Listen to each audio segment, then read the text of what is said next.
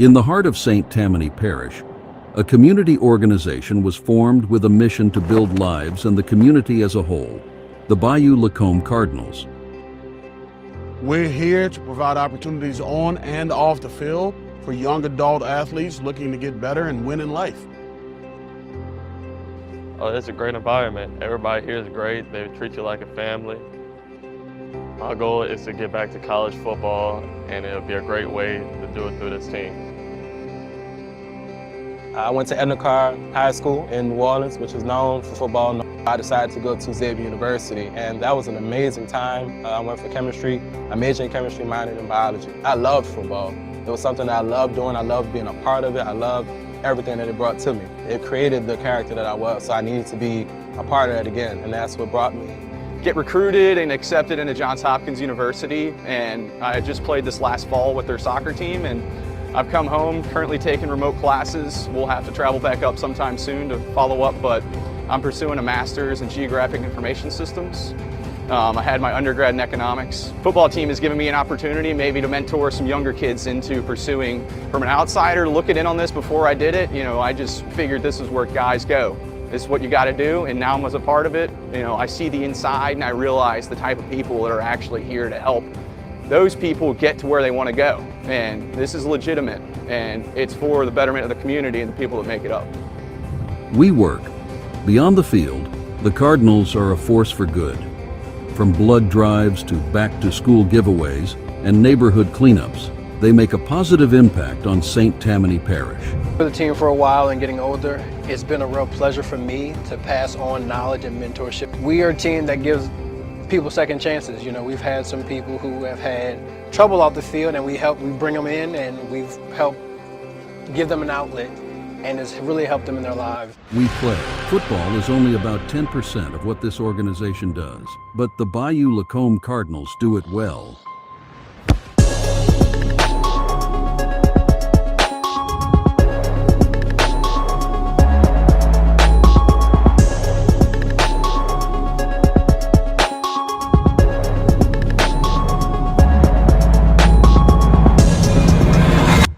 We win. Beyond the scoreboard. The Cardinals provide participants with opportunities off the field, connecting them with education, military service, and career advancement. So we look forward to working with the players each year, giving them opportunities not only to go on and get their high set or perhaps go further in the certifications or even associate's degree. It's more than football, it's about playing the game of life, and that's what we're here to do, to support them. The Bayou Lacombe Cardinals are the North Shore's team, a quality, family-friendly environment while building quality lives in St. Tammany. What more can you ask for? So thank you to the Bayou Lacombe Cardinals for all you do for the community and what you do for student athletes in St. Tammany Parish. The United States Coast Guard Recruiting Office of New Orleans is proud to partner with the Bayou Lacombe Cardinals to provide participants the opportunity to thrive in life as one and practice the core values of honor, respect, and devotion to duty. We know who to call to do all the heavy lifting. So thank you again for what you do in the community, and also More than football. Community first. Opportunities on and off the field. You work, we play, We win as one.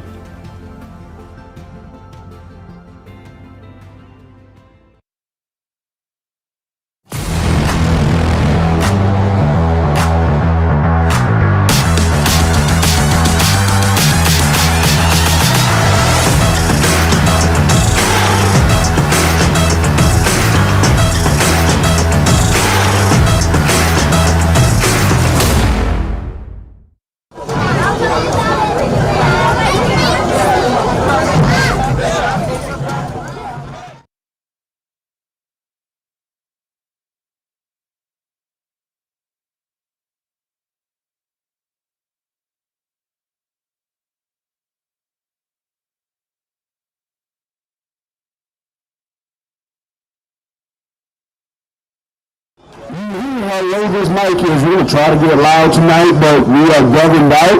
What that means is you have to make more noise than me. So I'm going to need you to get loud when I actually get loud.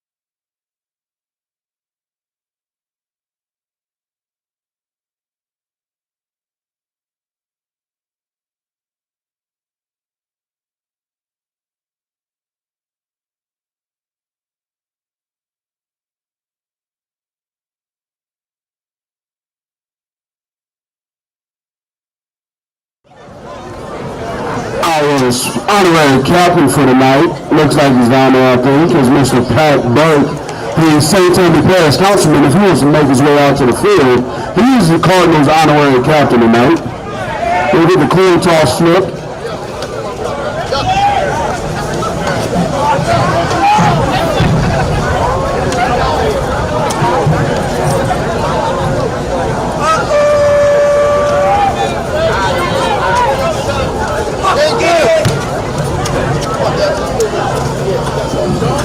Pat Burke represents St. Tammany Parish on the council on District 8. That is the Slidell area. He also sits on the Rotary Club of Slidell. Great man. We appreciate him being out here to help with the coin toss.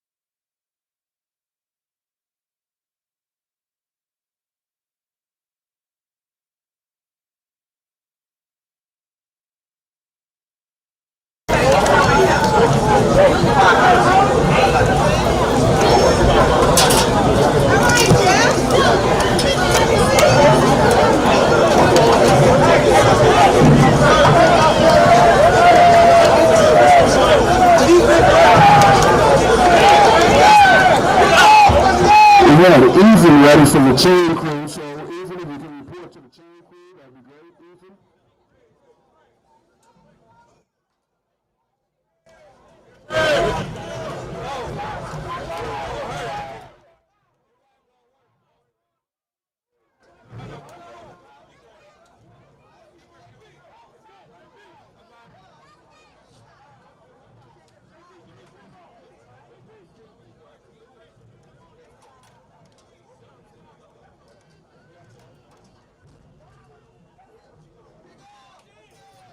At this point, we're going to rise for our national anthem. So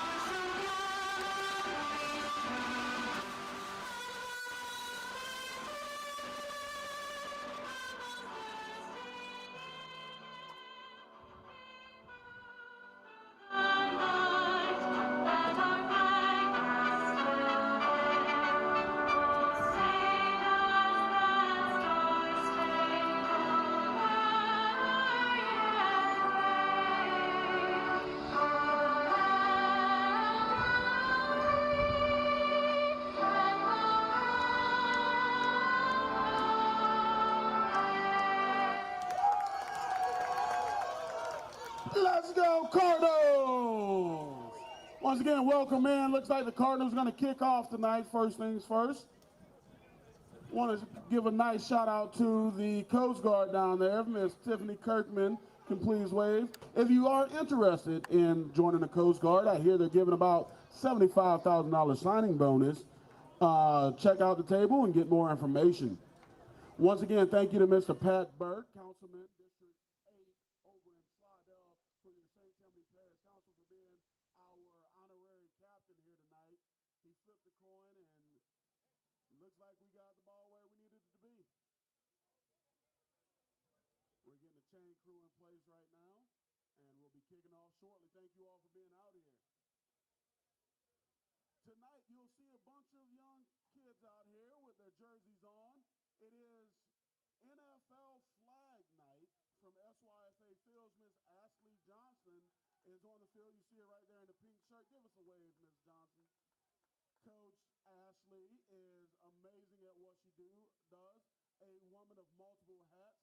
But you will see the NFL flag kids out here. They put on a nice show on their times on Saturday mornings. Thank you for being out here.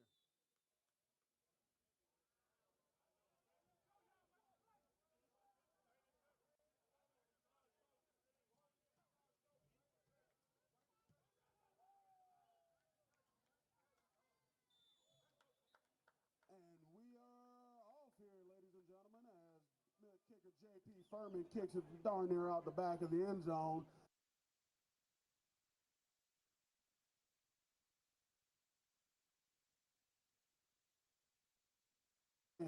Clap your hands, stomp your feet. You paid your money, might as well have some fun doing it. Let's make some noise.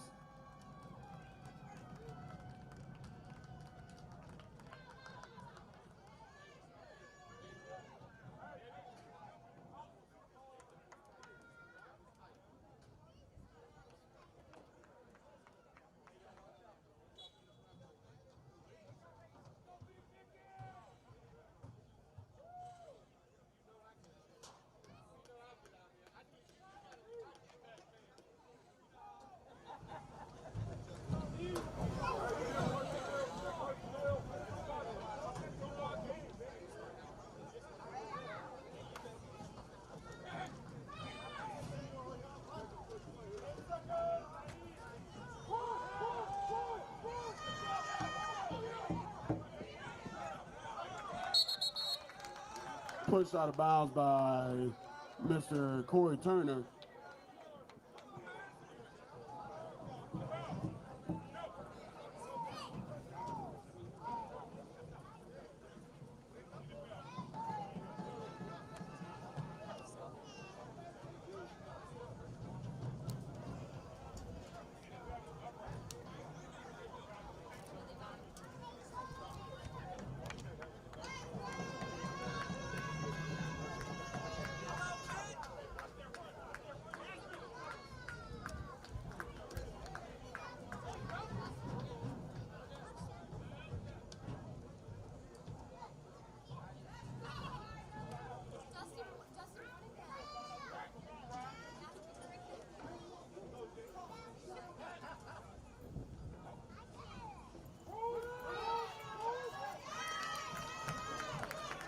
Looks like a great big old tackle by number 33, Dwayne Fleming.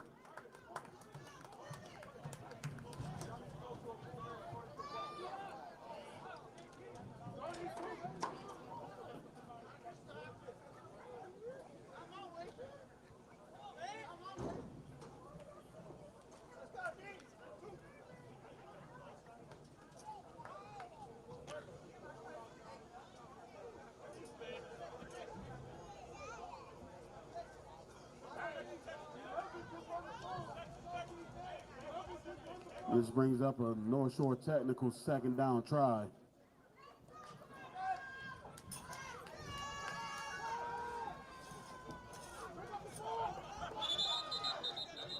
Looks like an incomplete pass.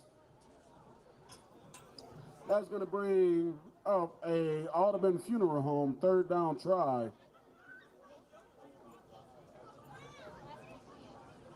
It's third down and long, ladies and gentlemen. Make some noise.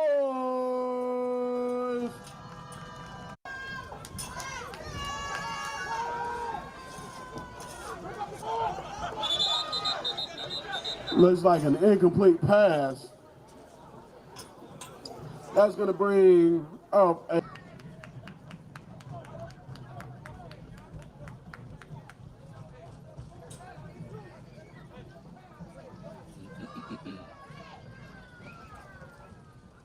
Audubon Funeral Home, third down try.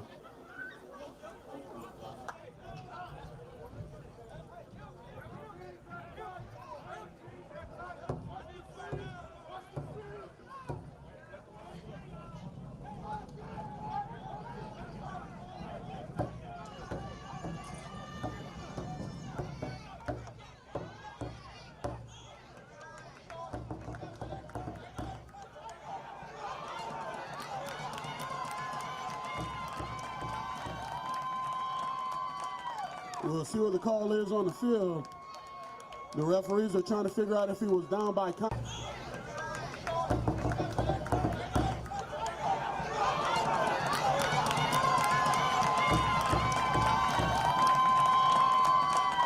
We'll see.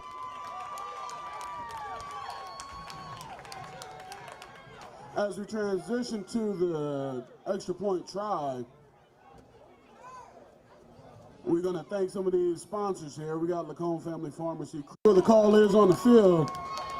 The referees are trying to figure out if the Blood Center, Bayou Lacombe Pharmacy, Silver Slipper, Lewis Coaches, Case Digital Marketing, North Shore Technical Community College, Louisiana Gridiron Football, Audubon Funeral Homes, Flying Ghost Productions, Senator Patrick McMath, Parish President Mike Cooper, District Attorney Candidate Vincent Wynn, Covington Tracy R., Citizens National Bank, Buffalo Wild Wings Slidell, U.S. Coast Guard, and former state treasurer John Schroeder.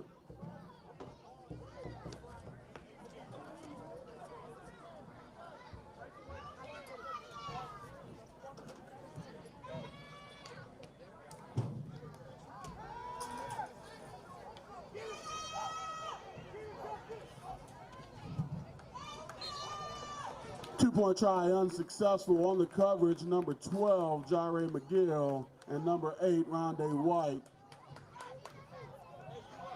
On the fluke play, pretty good heads-up play. You got a score by number 2 for the Raiders. Remember, we're playing NFL rules, so if you do not touch him, he can get up and run. And he got lucky, and he got out of there and got 6 points on the board. We go around about doing 20 to 25 air shows a year, demonstrating the capabilities of the A-10. Thank you this morning for allowing me to be here. It's time. Talk to your kids now.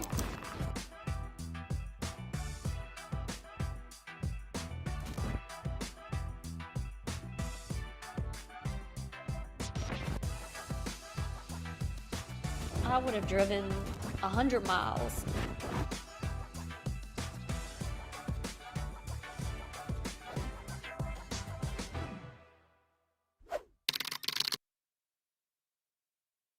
By residents Angela and Jason Johnson, they accept all insurance plans and provide fast, convenient, and friendly service. They take pride in serving Lacombe and the North Shore community. Go on in and let them help you with your medication needs.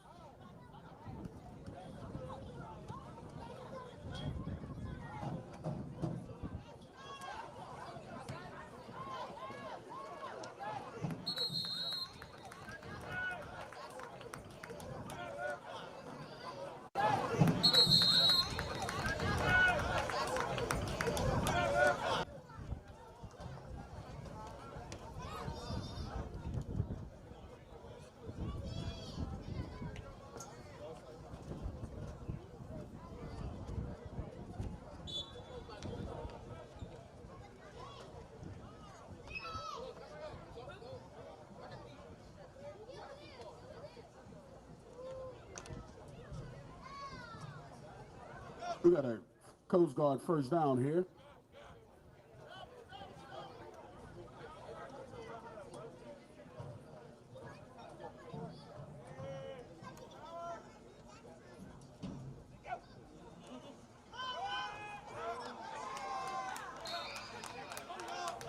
That's a big stuff. Josiah Miller is stuffed in the middle. Looks like he's going to set up a second down. North Shore Technical Community College, second down try, 2nd and 10 for your Cardinals.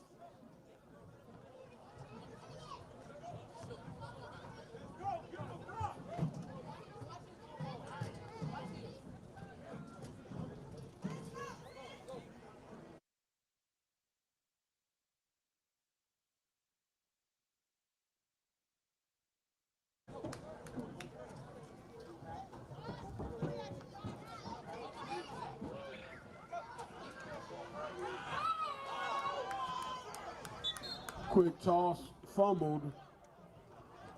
Jervis Jefferson falls on it.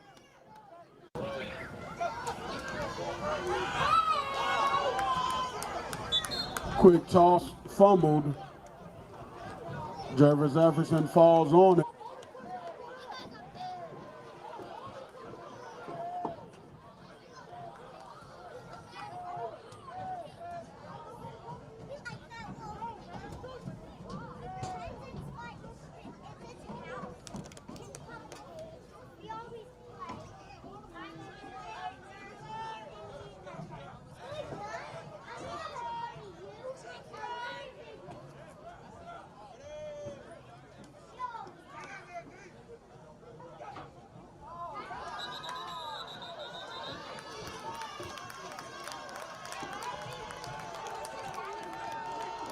Looks like you're going to have a false start on the Cardinals, moving them back another 5 yards.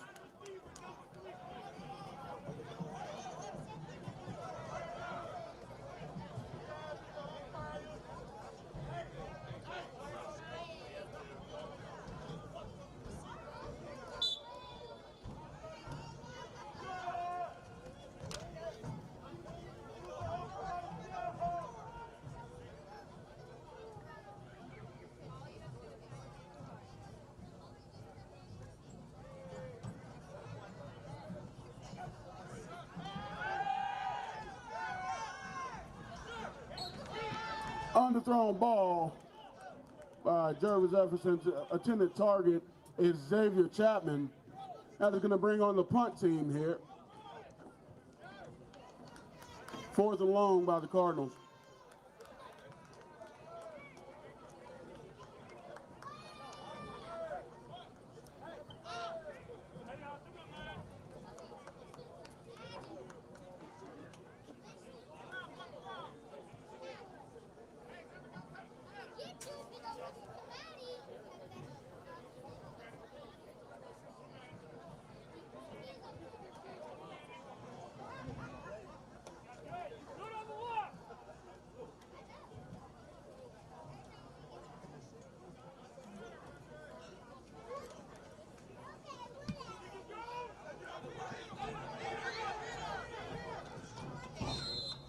Fair caught right around the 29-yard line.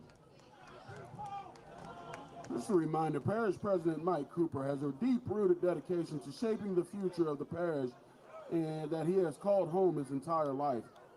While preserving his remarkable character, under his leadership, his administration is focused on providing an efficient and effective system of government to St. Tammany Parish.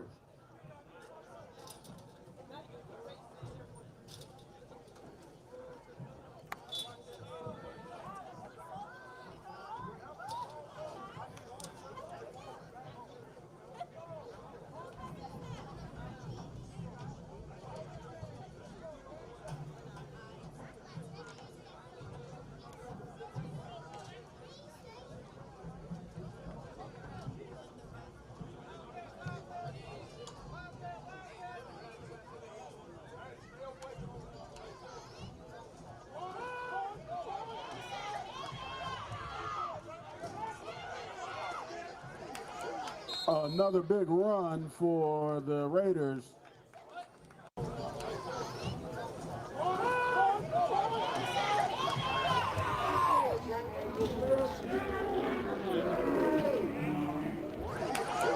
Another big run for the Raiders.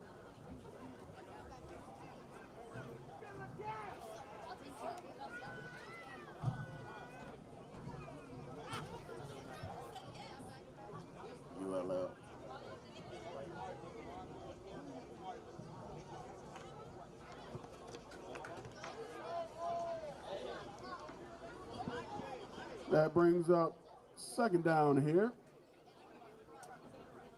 Make some noise.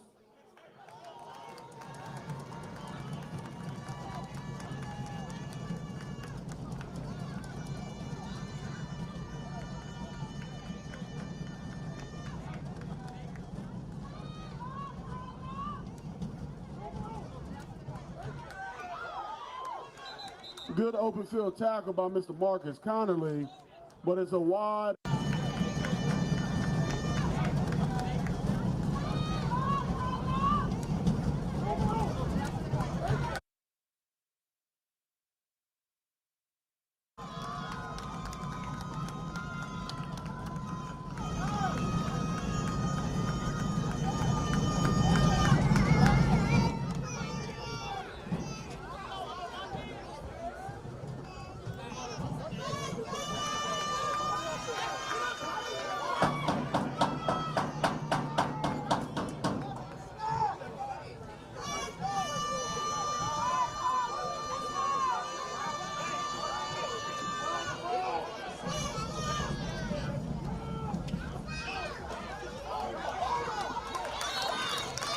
Good tackle by Mr.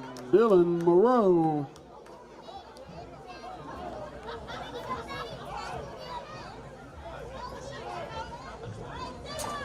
Scratch that, Dustin Monroe.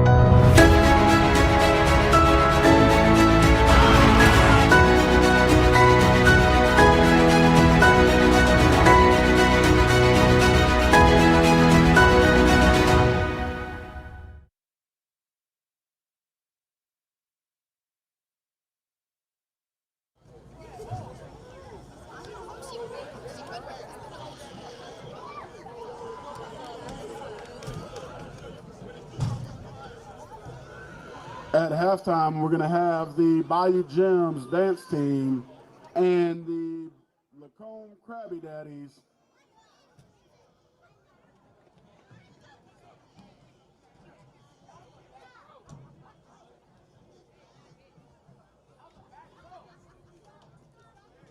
Just a reminder that the Cardinals are here for more than football. These guys pay 10 hours of community service in order to play. Most teams are going to charge their guys a fee of $500+. The Cardinals charge 10 hours of community service.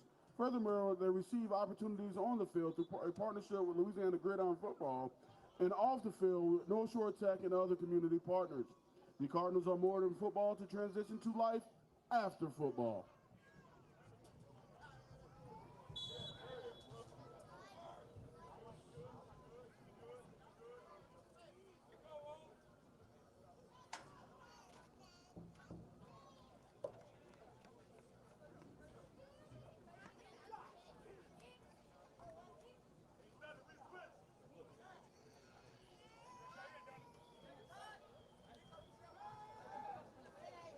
Edge steps up just a bit, going for a home run ball, and he threw that one into double. There was a late flag. You're going to have pass interference, I do believe, on the Cardinals. There was double coverage along the far right side. Now we've got another flag back here.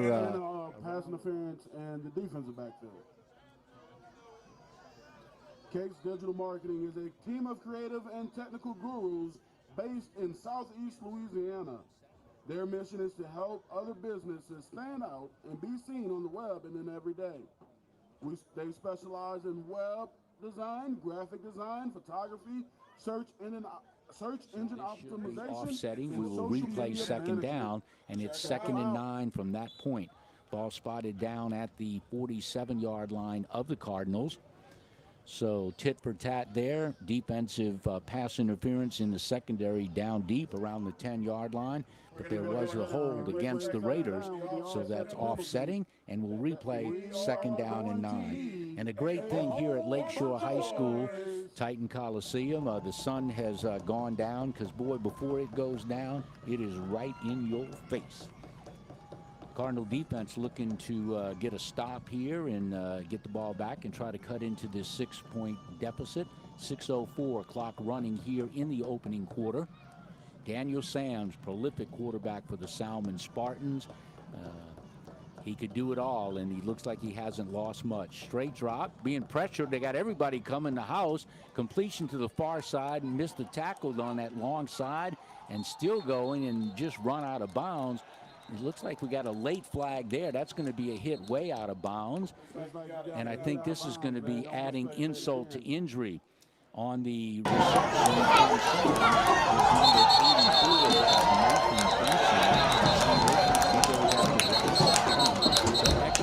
Looks like you got a hit out of bounds there. Don't want to speculate again. At the far sideline, so that is a flag. And Cardinals have not had much go right for them, either offensively or their second defensive possession. So they'll mark that yardage off. It's been all Raiders to this point. It would look reversed, that the Raiders, you would think, maybe would be the undefeated team to this point, but they come in 1-3 while the Cardinals are on that 5-game winning streak, 5-0. First down after the nice completion to Benson from Sams. Ball is situated. We've got about 4 minutes and 50 seconds in this opening quarter. Clock is running. We'll say the ball is at the 17-yard line. A little bit of pressure off the edges thus far for the Cardinals, but they haven't gotten home. Sams gets rid of the ball quickly. Now he drops the snap. He muffed the snap in the Wildcat, and he alertly falls on it, but that'll be a loss. So Sams alertly dropped and went to the ground and got the ball, because that's one you can see if you don't do that and defenders are around your ankles, you can fumble that away easily. So that'll be a loss of down. With the yardage there, ball is back to the 20-yard line. 4:10 clock running. It brings up a 2nd and 15. So Cardinals would hope they can get a defensive stop. Cardinal fans, you know what to do. That means to make some Cardinal noise. fans are trying to bring their defense to their feet and see what can happen. So Sam's in the shotgun. Ball situated at the 20-yard line of the Cardinals. Handoff over this left side, good speed, getting outside and running up the field, gaining good yardage, getting back the lost yardage and more yardage on the play. That's a nice run. That's their running back number 11 who made that nice play. But as I said, I don't have an 11 on the roster, so I can't help you there. But a nice run off this left side. They've had 3 runs over the left side of the offensive line of scrimmage, and sealed the edge, the defensive end, and that's a play that they crashed down on, but you got to contain. So Dustin Moreau got caught inside, and that's about the 3rd time that he's taken an inside angle, and the runner has cut it outside. Sam, straight drop. Now he's rolling out of pressure from Mickey Johnson, 58. Throws the ball upfield, and that was just throw it away and live to come back and play another day. The buffet slayer, number 58, St. Paul's Wolves grad, he got pressure up the gut, and he forced Sams out of the pocket. The ball goes incomplete. It's 4th and a long. We'll call it 9 yards. Ball sitting at the 15-yard line. That we got to go right down to about the 5 to 6-yard line. So big 4th down play here as the Raiders have half their offensive set at the far side of the field. We're down to about 2:12 in this opening quarter. Raiders hold a 6-0 lead over the Cardinals. Cardinals defense needs to try to come up with a stop here. Talking to the head guy Shane Anderson over of the Raiders in his 2nd year with the club. He said they don't really have a kicker on the roster tonight, and so they would be going for 2-point conversions. And so I guess that means no field goals either. So you roll the dice at 4th and 9, and you're in 4-down territory anyway. Sams, straight drop, not much pressure, throwing into the end zone, and the ball is incomplete. Good double coverage by the secondary of the Cardinals. Here's our so Sams takes that snap, 3 receivers to the far side. He tried to go right up the gut, and he threw that into double coverage, and the ball falls incomplete. So on downs, it will be turned over to the Bayou Lacombe Cardinals as their defense gets a much-needed stop. Jerv Efferson wears jersey number 10 out of North Shore High School. Had an illustrious season last year until he got injured, breaking his foot. So he's healthier now, and so he and his Cardinal teammates to put some offensive plays together and get back into the ball game. They trail 6-0. 1:31 remaining. Now the clock has stopped, so looking at our clock, and so here's a snap. Jerv Efferson straight back, goes to the far side of the field, one-on-one. Attempted over-the-shoulder catch. It just falls incomplete. Excellent one-on-one coverage at the far side of the field. So nice defensive play. Efferson puts the ball as close as he could have, an attempt at the over-the-shoulder, and the ball falls incomplete. So to bring up 2nd and 10. Cardinals needing to try to get better field position on this particular drive. It's been all Raiders offense and defense to this point. Cardinals break their huddle. 48 seconds, clock rolling. Here in the first quarter, Cards trail 6-0. Shotgun, Pig Griffin, number 25, removes from the left to the right side. Efferson, shotgun, straight drop, pressure. That was a quick attempt to hit the X-Factor, X-Man, Xavier Chapman, number 4, and he was pressured. Jerv had no time whatsoever. So with the incompletion, going to bring up 3rd down. So normally Efferson and Chapman are pretty much 90% plus on the same sheet of music as a 1-2 combination. Pig Griffin hustles into the huddle. 3rd down and 10. Cardinals need to desperately pick up this one. 54 seconds remaining here in the opening quarter. Cardinals trying to convert a 3rd and 10. Let's see what offensive coordinator E.J. Walls comes up with here for his quarterback Efferson. Pig Griffin to his right. Double receiver far, double receiver near. Pressure off the edge. Jerv steps up. Kind of overthrows the wide receiver at the far side of the field. Had it been more on mark, it would have been a 1st down, but the ball does fall harmlessly to the turf, incomplete. So the Cardinals' offense continues to struggle. Jerv Efferson coming off the field and doesn't appear to be too happy a camper here, but he and his teammates will, I'm sure, get it together before too many more possessions. Now Jerv Efferson hustles off the field. So to be punt formation for J.P. Furman, former Lakeshore High grad and soccer extraordinaire player, played some soccer in college as well, now trying to make a walk-on appearance with Johns Hopkins University in Baltimore. He's a graduate student there. Snap is good. The punt is away. Fair catch is called for at about the 45-yard line. So an excellent deep down the field punt by J.P. Furman. And I'm looking at Lance Foster, a former place kicker there in civilian clothes, still in the roster, but I think he's approaching 50 later on. So he goes and greets his prodigy, J.P. Furman. So Furman did an excellent job there, but still good field position because the Raiders' defense had pinned the Cardinals back. Cardinals' offense has not gotten much going their way.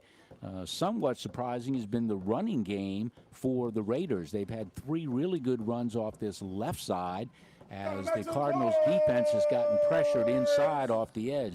The Cardinal rule, excuse the pun, Cardinal rule if you're a defensive end is you contain outside and force them back inside where your contain help is. But that hasn't worked too well to this point.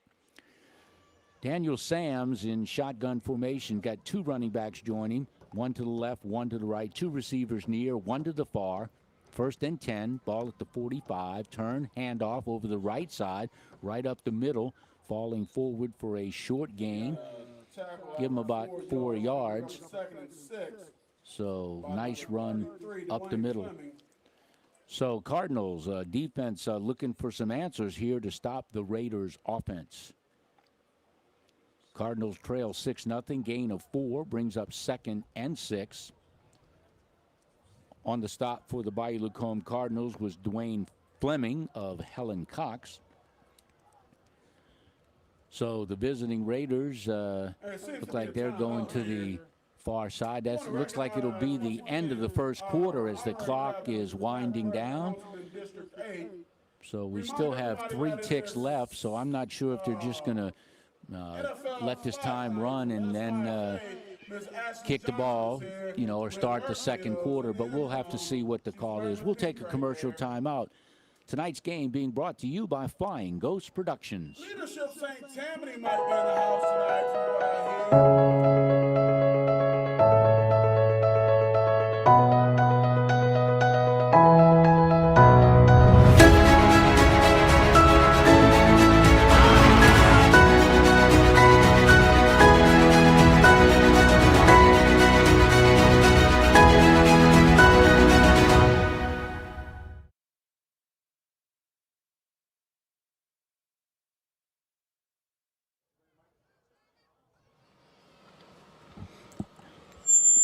All right, we've got the Bayou Lacombe Cardinals 5-0 coming into tonight's ball game, and the visiting Gulf Coast Raiders out of Mississippi there. They have a 6-0 lead. We are ready for the start of the second quarter. I love to copy edit, so I'll get Fagan's information here. Just on my last name, it's just a tad different. No big deal, but you'll have it updated. Talk about a vain broadcaster calling the game. All right, so let's see with the start of the second quarter. They have switch ends of the field. It's the Bayou Lacombe Cardinals defense trying to see if they can get a turnover or hold the Raiders at bay. They trail 6-0 to the visiting Raiders. Daniel Sams has had a good running attack in tonight's ball game. 58-yard touchdown run. Here's a Wildcat turning, coming to this left, and just kind of falls down and then gets planted down. That's an excellent defensive stop. It's Emmanuel Doyle wearing 44 tonight out of, I believe, Edna Carr. He's in there, and so is Abe Dawson. Abe Dawson is the enforcer wearing jersey 52. I believe this might be one of his first ball games this season with the Cardinals. Abe Dawson, a firefighter out of East Baton Rouge. Married, got 3 beautiful children, and has been a stalwart here for the Cardinals in his time. Graduated from Salmon as a really good Spartan many years ago and played at Southeastern. So they're happy to see him back. He'll be playing some defensive end and then some middle linebacker. Used to play linebacker in high school and college, but to save a step, they've put him on the edge. So the Raiders break their huddle. Ball sits at their 44-yard line, going from left to right. Snap, straight drop, pressure off the edge. He's trying to step up, steps out of it. Now he's going up. He's going to head upfield, and he's got a first down. Uses his legs to beat the pursuit. So Daniel Sams, nothing there in the passing game, but he had his speed to go off the left side. Good blocking as they concealed the defensive rush. And there again, you've got to keep the quarterback, in this case, Daniel Sams, number 4. You've got to keep him contained and force him back inside. Don't let him get outside. And that's been some miscues by the defensive ends on both sides for the Cardinals. So a big pickup by Daniel Sams and his Raider teammates. Bring up 1st and 10. Ball is situated at the 38-yard line of the Cardinals. Raiders looking really good to this point. Clock running, 13:06, second quarter. 6-0 advantage for the visiting Raiders. Daniel Sams, they're going to have to contain him, and he can also throw the ball, so dual threat, undoubtedly. Shotgun, running back to his right. Snap, fake. Quick hitch out here to receiver. Good speed, breaking it. He's at 10-5, touchdown. Nobody is going to get the Raiders, and the speedy one, number 2, I believe that is Jameek Murphy. They've got 2 number 2s, but it's Jameek Murphy on the touchdown, and that's a long touchdown toss. Good speed, good timing, and he got out there with the defense, couldn't react quick enough. So the secondary gets burned as Daniel Sams throws a long one. Pitch and catch, short route, but just great speed getting into the end zone to make it now 12-0. 12:25 remaining in the second quarter. They will undoubtedly, the Raiders will go for a 2-point conversion. Were unsuccessful after their first 58-yard rushing score. So they'll try to put another 2 points on the board to make it 14. It's been all Raiders, offensively and defensively, complimentary football to this point. 2 receivers to the far side, 1 to the near, and that is Murphy. He's the one that caught the long touchdown pass, 40-plus yards. Sams inside of a running back. Snap, turn, handoff over the left side, kind of waltzing and dancing. He still stood up, but there's now the whistle blows, but he is stopped shy. Looks like number 33 on the stop, and an excellent stop it was up the gut. That's Dwayne Fleming of Helen Cox. So another flag. We'll see with this one, but the Cardinal defense did stand him up. Fleming with a good stop. Let's see what the officials want to call here. Score stands at 12-0. 12:34 remaining in the second quarter here at Titan Coliseum. The bird's nest for the homestanding Cardinals. Now the official has the flag in his hand, in his right hand. Let's see what they're going to do. I thought he was going to wave it off, but now let's see. Big discussion with the 2 officials. They're at about the 5-yard line of the Cardinals.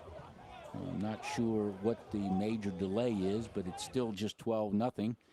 Here at Titan Coliseum, Cardinals need to right the ship here fairly quickly because the Raiders, it's been all Raiders to this point. They lead 12-0. So the ball is being spotted at the 35-yard line for the kickoff after the touchdown. Jameek Murphy, man, took a quick dart, and hey, we got a Viking in the studio here. Garrett Schexnayder, he's in here, and so now the penalty is marked off. So it must have been a personal foul of some kind because the ball is being placed down on the tee at midfield as opposed to 35-yard line. So that must have been some kind of foul on the Cardinals. So that adds insult to injury. I mentioned that the Raiders don't have much of a kicking game because their normal kicker is not here tonight.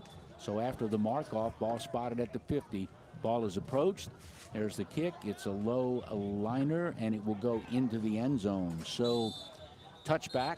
Cardinals will take over after the touchback.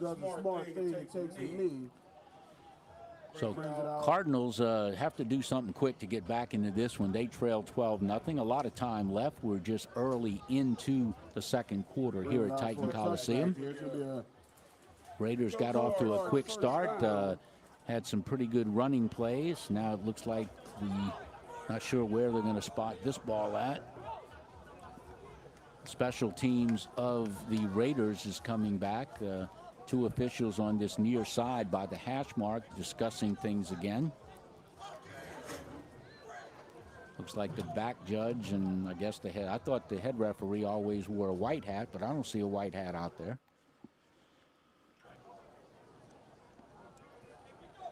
So they'll mark off this call. Now we've got 3 officials joining each other as Garen Narcisse, the executive director of the Bayou Lacombe Cardinals, former head coach and former defensive coordinator, he will see if we can dress up the confusion. While we are awaiting So we'll take a commercial timeout. Tonight's ball game being brought to you by Flying Ghost Productions. On all of your social media, your Instagram.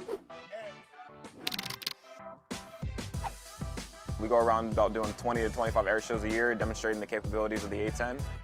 Thank you this morning for allowing me to be here. It's time. Talk to your kids now.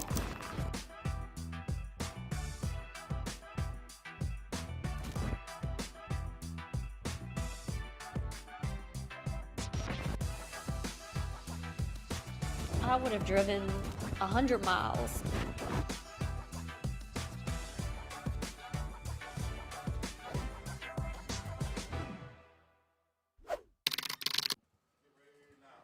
Well, welcome back Flying Ghost Productions, and the Cardinals now have the ball, and after the penalty discussions, ball sits at their own 30-yard line. 12:29 to go in the second quarter. Attempted pass completion to the far side of the field. This will be a very short gain as the Cardinals react. Xavier Chapman with his first catch of the ball game, and he's noted for getting those long ones upfield, trying to get him into the action quickly, and he does make the catch. Give him about 4 yards. The ball now is about the 34-yard line.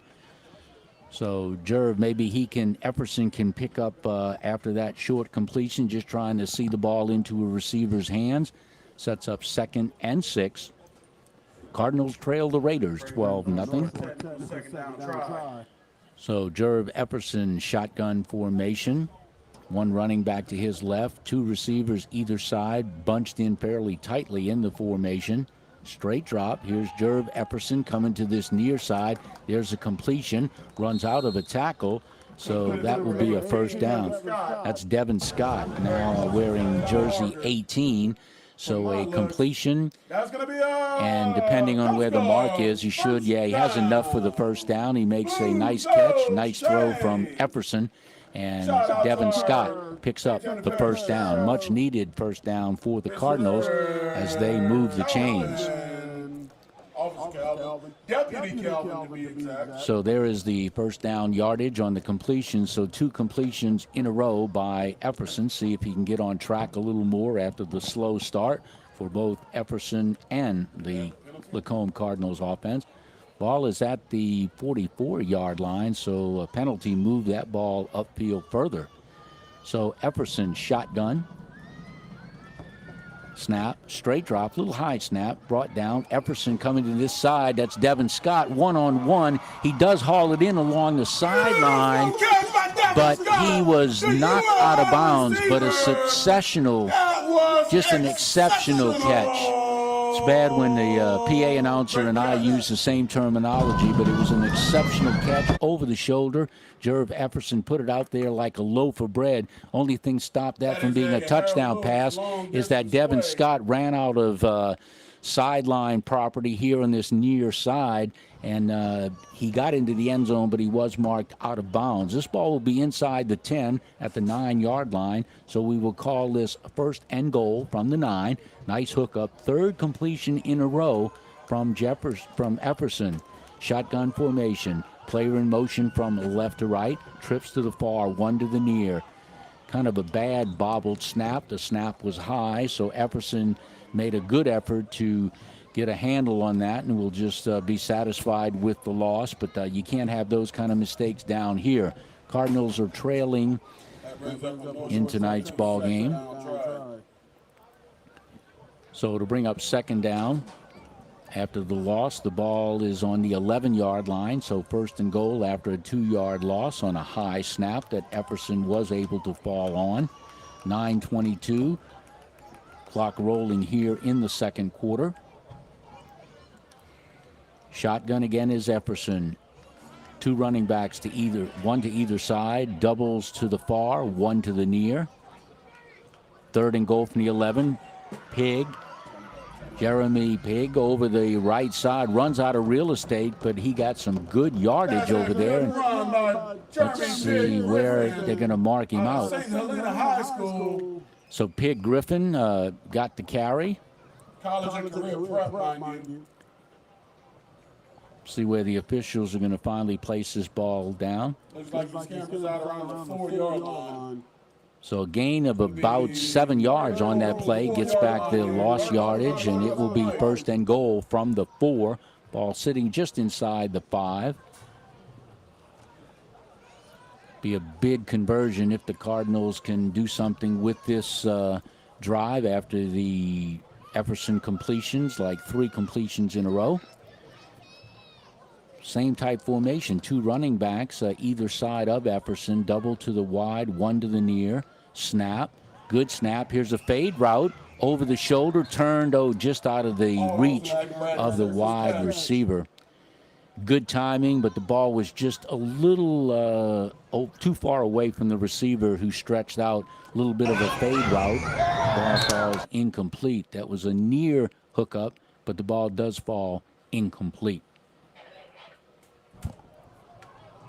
So Bayou Lacombe Cardinals, E.J. Walls, the offensive coordinator, took over again after a second stint in week 3.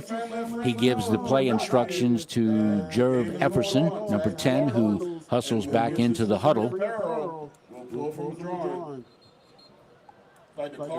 Now it'll be a timeout. The Cardinals, Bayou Lacombe Cardinals, trail the Raiders by a score of 12-0 here at Titan Coliseum on the campus of the Lakeshore Titans.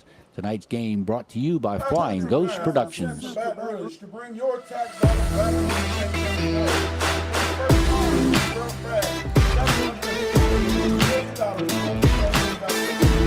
It's just a wonderful thing for the town of Greensboro. They love to run the ball and like to do those other quick hit passes. Just play your game, be the best that you could be.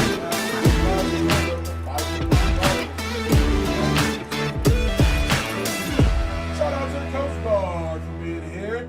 Once again, go see their table. That's going to look like it's going to be a $75,000 signing bonus. We have a player that is filling out some paperwork tonight. Got a good one in the works here, 12-0, as the Cardinals now trail the visiting Raiders. But they've this is their best drive. Obviously, the ball game. Jerv Efferson got hot, finding open receivers. Devin Scott made an excellent reception at this near side of the field and tried to toe step in.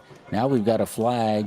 This looks like it might be unsportsmanlike conduct against the Raiders, and this is a big flag, regardless of what the call is, but it looks like unsportsmanlike conduct, the flag thrown against the Raiders. And some of the Raiders players look like they are amazed at what was going on. So Wayne Sanderson, the second-year head coach of the Raiders, at the far sideline. Now the officials making their decision, but this will be a mark-off against the Raiders, half the distance. Ball looks like it's spotted now at about the maybe 3 or 4 yard line. So Cardinals, 8:33 to go here in the second quarter. Big possession by the Cardinals for them to attempt to get back into tonight's ball game. So officials. Automatic first down. We have another attempt at this. So this is a major penalty. You look at the far side of the field with the coaching staff of the visiting Raiders, and Sanderson, their head coach in his second year. Anderson is like figuring, well, what was the call? He's got a military background, spent 4 years in the United States Navy as a corpsman, has other coaches with military experience. So this will be first and goal, kind of a gift after the unsportsmanlike conduct. Efferson, high snap, second time tonight. He's going to be brought down for a loss. Number 24 got into the backfield, but that was the second time that there's been a high snap. That is Mikel Madden, a linebacker, number 24. He shot the gap, beat the offensive blockers, and brought Efferson down. So Raiders come up with a big play after having the unsportsmanlike conduct, giving the Cardinals a first and goal. 8:07 clock rolling here in the second quarter. Cardinals doing their best to try to take advantage of this golden opportunity, courtesy of a penalty that gave them a new lease on life, first and goal from the 4. So after this short loss, it'll bring up second and goal. 2 receivers to the far side, 1 to the near. Running back either side of Efferson out of North Shore High. Snap, straight drop. Slant route, incomplete. Incomplete. Number 3, the intended wide receiver for the Cardinals. The ball falls incomplete. That's, I believe, Austin Jackson. So the ball falls incomplete. Set up third and goal. That was a slant route, but the timing was just off and the connection was not there. So there, Efferson now talking again with E.J. Walls, the offensive coordinator. He'll get the play call, and they really need this one. This is 4-down territory. They're trailing by 12 points. So Efferson joins his Cardinal teammates in the huddle. Third and goal. Ball is between the 7 and 8 yard line. Third and goal. 1 receiver to the far, 2 to the near. Running backs, which they haven't utilized, opposite of Efferson. now out of the shot. It's a try to run up the middle, but I know that wasn't a designed quarterback run. If it was a quarterback draw, that was ill-advised because the Raiders' defense snuffed that out like they knew what the play call was. So excellent defense by the Raiders. Set up 4th and goal. So joining the huddle now is Dustin Moreau out of Slidell High, number 14. Xavier Chapman, number 4, comes out of the play, and I guess we're going to try a field goal, put some points on the board. J.P. Furman, he's the place kicker. 14 is Moreau, kind of the Swiss Army knife for the Cardinals. That's Dustin Moreau. He's the holder. J.P. Furman lines up for this field goal. It'll be a 30-yarder. Ready for the snap. Moreau, it's high. He gets it down. JP, it's blocked, and this ball is a live football, bounding all the way back to the 48, bobbled by the Raiders. They could have picked that up, and that would have been drastically dangerous for the Cardinals. There were 3 guys right up the gut, and it didn't matter how quick he would have tried to get that off. It just was not meant to be.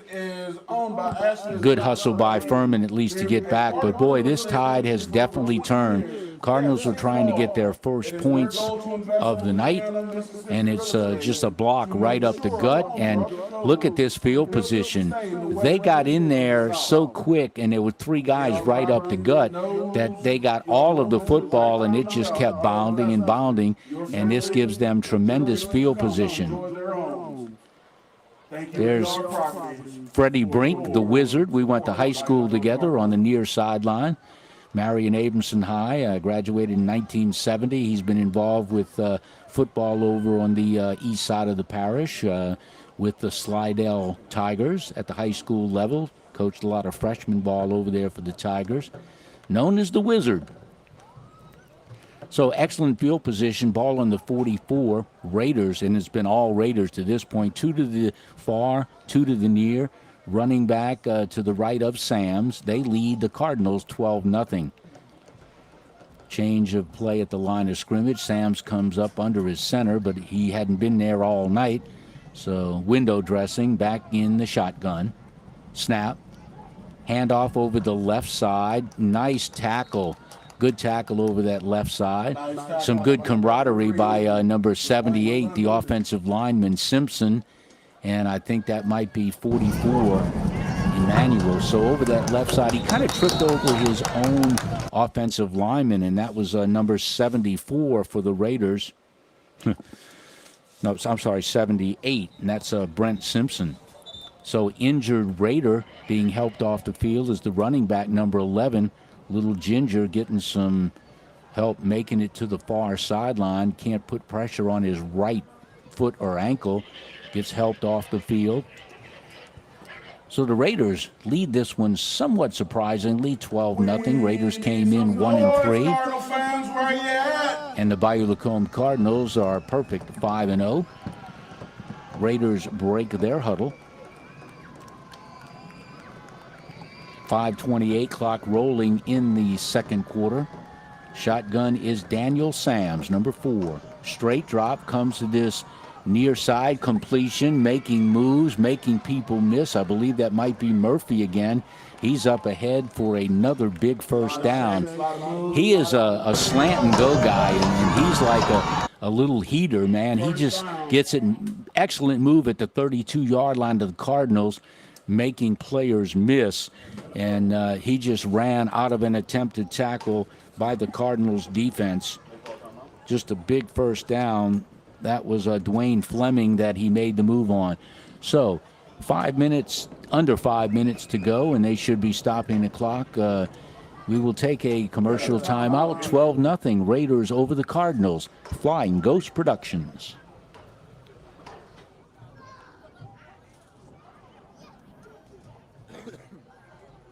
With this time out on the field, I would like to thank a bunch of our sponsors: Lacombe Family Pharmacy, Chris T Screen Printing, Fidelity Bank, the Blood Center, Bayou Lacombe Pharmacy, former State Treasurer John Schroeder, Silver Slipper Casino, Lewis Coaches, Cates Digital Marketing, North Shore Technical Community College, Louisiana Gridiron Football, Audubon Funeral Homes, Flying Ghost Productions, Senator Patrick McMath, Parish President Mike Cooper, District Attorney candidate, former District Attorney candidate Vincent Wynn, Covenant Tracy Yard, Citizens National Bank, Buffalo Wild Wings, and the U.S. Coast Guard. And all Raiders to this point 12-0, and they are in possession of the football. 5 minutes to go here in the first half. Daniel Sams in shotgun. I don't know, he's wiping the turf there. I don't know if his hands are a little moist. It's kind of warm out there. Oh, the snap came. He alertly handled it. I don't think he was ready for the snap, but his athleticism allowed him to put his hand on it. So Sams gains a little something out of nothing. That could have been totally dangerous, but he manages to handle it, and he goes ahead for a good gain. So Cardinals are able to bring him to the turf. Dustin Moreau was one of the Cardinals that was there. The ball is at the 24-yard line. Raiders controlling the scoreboard and the clock. 4:27, clock moving here in the second quarter. Raiders trying to tack on to their 12-point advantage, keeping the Cardinals offense off the field as the Cardinals attempted a 30-yard field goal attempt by J.P. Furman, and it was blocked. An excellent field position on the Cardinals side of the field. So Sam's trying to convert here for the Raiders. Oh, there's a little bit of a hello, how do you do, as one of the Cardinals comes over, and that'll be offsides against the Cardinals. That's where you call, let's shoot the gap and hope I timed it right, but there was no good timing there. So that's Emmanuel Doyle, the star, former star from Edna Carr, wearing jersey 44 tonight. Used to wear 5, I believe. Shotgun is Sams. He could do something with his feet here. He's done that once or twice already this evening. Daniel Sams, the starting quarterback for the Raiders. Running back wanted to reposition from left to right. Now he does go to the right side. Sams awaiting the snap and shotgun. Fake. Comes to this side, just a low throw, and ball bounced. I'll tell you, the scat back, the wideout for the Raiders, number 2, Jameek Murphy, who had that long touchdown reception. He almost tried to make it look like the ball didn't hit the turf, and he caught it, and he was going to keep running. So the ball is incomplete.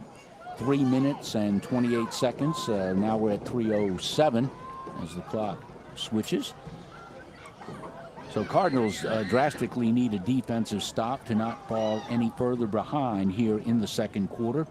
And if they can take this 12-0 deficit into halftime, maybe they can make some halftime adjustments, which all good teams usually do.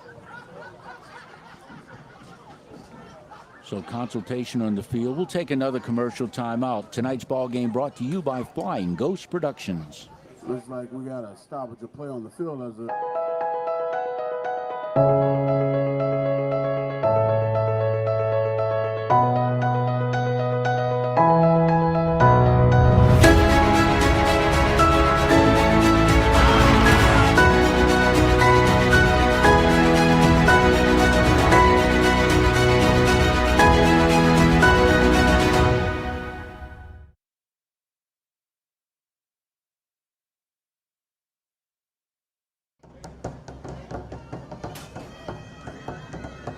Raiders want to get on the scoreboard here late in the second quarter. They lead 12-0.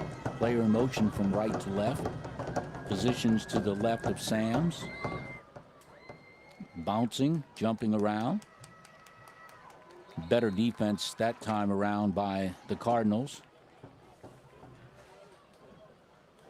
Daniel Sams, the quarterback, number 4, is trying to get some of the Cardinal defenders to stop their celebrations a little bit.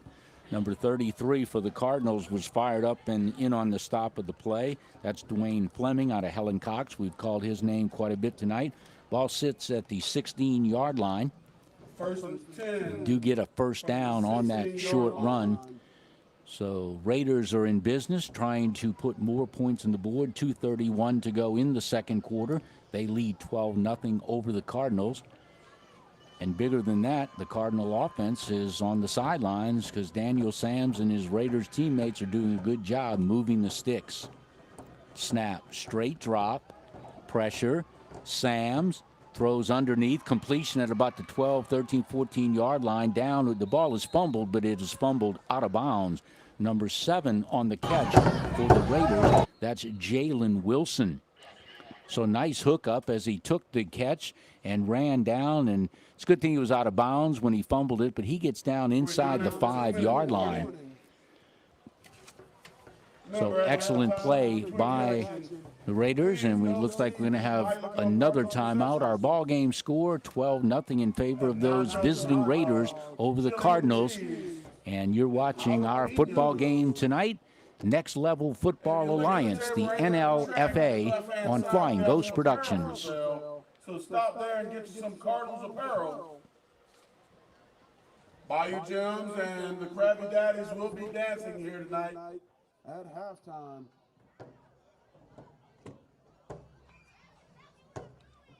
And once again, the U.S. Coast Guard is here.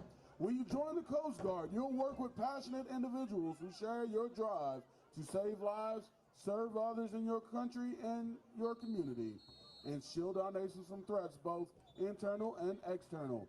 If you have a sincere desire to make your world a better place while setting yourself up for a bright future, Coast Guard services for you. And remember, up to $75,000 signing bonus. They're right there in the front of the bleachers. Check them out.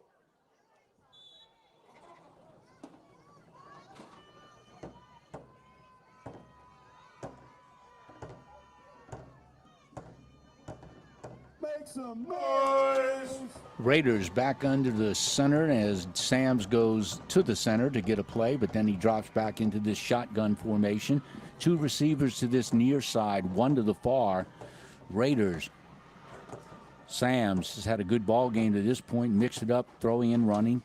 Handoff right up the gut. Good defensive stop right up the middle by 2 Cardinal defenders. Corey Turner on the tackle. Corey Turner made the big play right up the gut. You made some noise. So they're trying to run this ball in and right up the middle, but Dustin Moreau out of Slidell High turns the running back right into the middle, and then that's Corey Turner out of Miller McCoy and UL.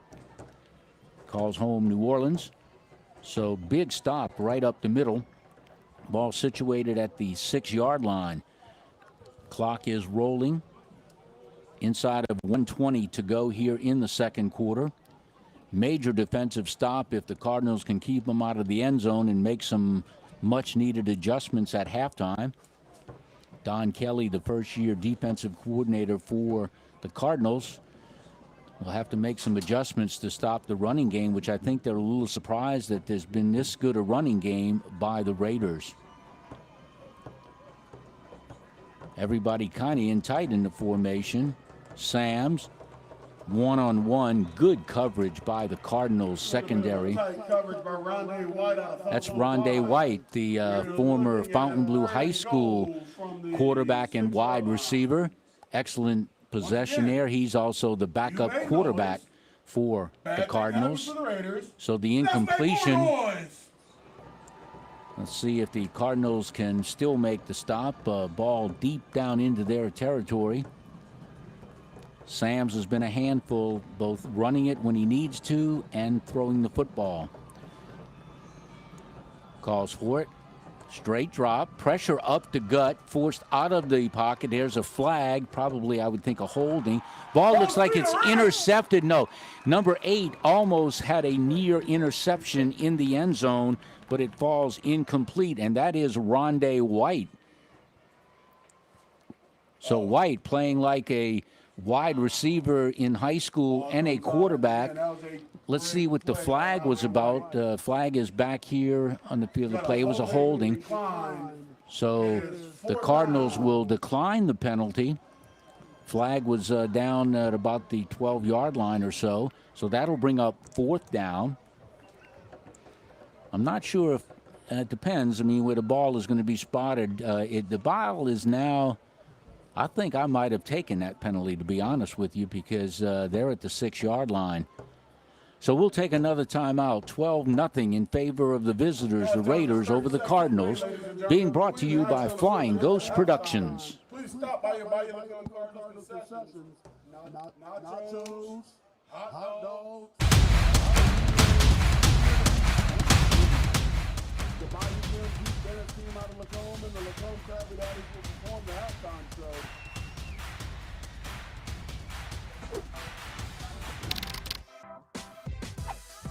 We go around about doing 20 to 25 air shows a year, demonstrating the capabilities of the A-10. Thank you this morning for allowing me to be here. It's time. Talk to your kids now.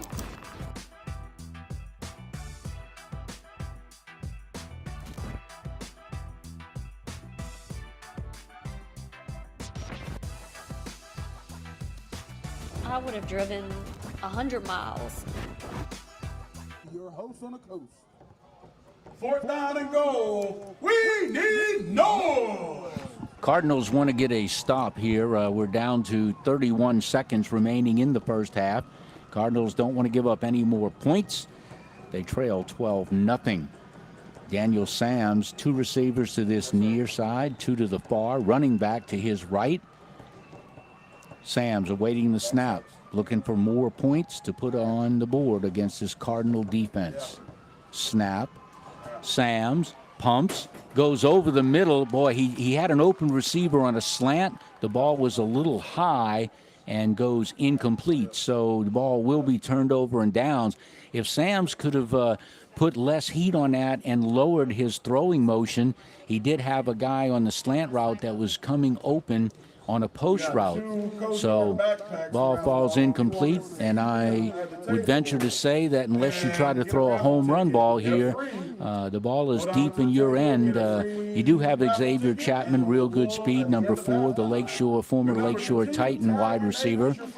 He leads them on the season with touchdowns in the neighborhood of probably, let's see how many he's got. He's got 7 touchdowns, 27 receptions, 580 yards coming in. He is their deep threat. He had 3 touchdowns in the opening win, and then he had none, and then 1, and then 3 more. So he's up to 7. There is a route far side of the field, and I love it when it looks like I know what I'm talking about, but Chapman does have the speed, but he was going against double coverage at the far side of the field, so no harm, no foul. 16 seconds remaining. X-back, there's the replay, and he was at the far side of the field. He attempted to make like a one-handed catch, thrown into double coverage and almost triple coverage, but X-Man could not haul it in. He's had his typical great year with those 27 catches for 580 yards and 7 TDs. He's been held in check tonight, though. Only 1 catch, I recall. Pig Griffin, 25, the running back to the left of Jerv Epperson. Trips to the far, 1 to the near. 16 ticks left in the first half. Straight drop in his own end zone. Slant route, caught, then dropped. Believe that is Devin Scott. Scott had that great catch on that sideline route when he almost went in. Good slant route. He did everything right. He cut the route short in front of the defenders, but he didn't take the football with him. So 2 consecutive incomplete passes by the Cardinals. Frantically trying to put some points on the board. I just don't know if I like the attempt, because before things like this happen, you don't want to get tackled in your own end zone or fumble the ball away. Now we're down to 10 seconds remaining in the first half. Been all Raiders. Now they'll just do victory formation, take a knee. I thought that's what they would do when they were deep in their own territory, but they didn't. There you see the clocks ticking away here in the first half. It's been all Mississippi Gulf Coast Raiders. They entered tonight's ball game 1-3, coming off their first win last week, defeating the Mid-State Bison by a score of 40-20. All Raiders to this point, as they lead the home-standing Bayou Lacombe Cardinals by a score of 12-0 as we go to the half. Tonight's ball game being brought to you by Flying Ghost Productions.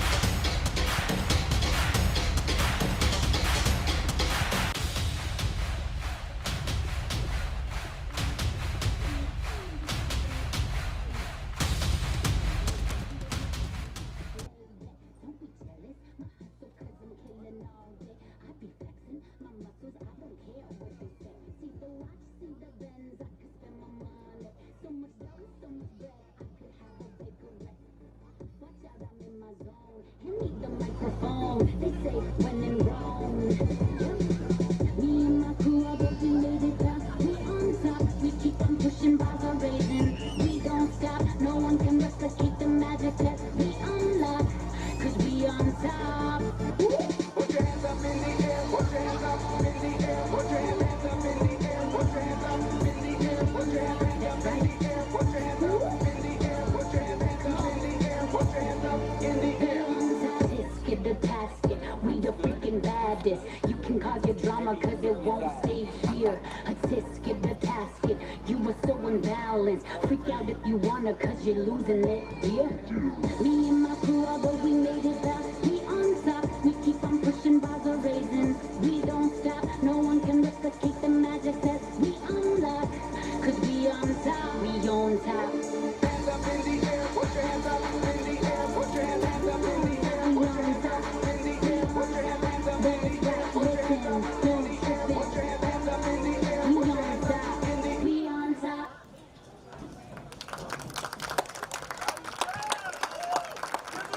Every day is Earth Day. Pick it up, take it up, put it back, switch it up, swap it out, swap it out. Pick it up, put it back, switch it up, swap it out, swap it out. Pick it up, put it back, switch it up, swap it out, swap it out. Pick it up, put it back, switch it up, swap it out. Pick it up, put it back, switch it up, swap it out. Pick it up, put it back, switch it up, swap it out. Pick it up, put it back, switch it up, swap it out. Pick it up, put it back, switch it up, swap it out. Pick it up, put it back, switch it up, swap it out. Pick it up, put it back, switch it up, swap it out. Yeah, look, we got a less. Time to pick things up, bad habits. Time to switch things up, it's so tragic. While we still drinking water bottles made of plastic, the least that you can do is get you a preventable. The plastic ends up in the ocean, killing animals. The trash on the land is not biodegradable. Better have it start at home. How you gon' clean up the earth if you don't clean your room? So pick it up, put it back, switch it up, switch it up, swap it out, pick it up, put it back, switch it up, switch it up, swap it out, swap it out, pick it up, put it back, switch it up, swap it out, pick it up, put it back, switch it up, swap it out. Yeah, do you know where your trash goes? To a landfill, where we feel those. Zero waste is the new goal. It's not enough if we just recycle.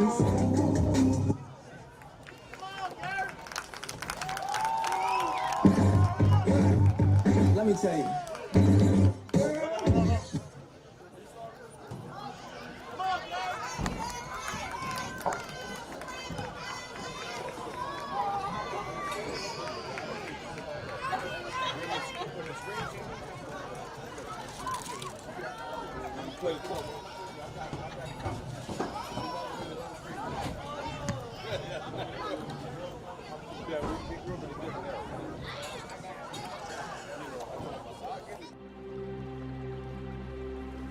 In the heart of St. Tammany Parish, a community organization was formed with a mission to build lives and the community as a whole, the Bayou Lacombe Cardinals.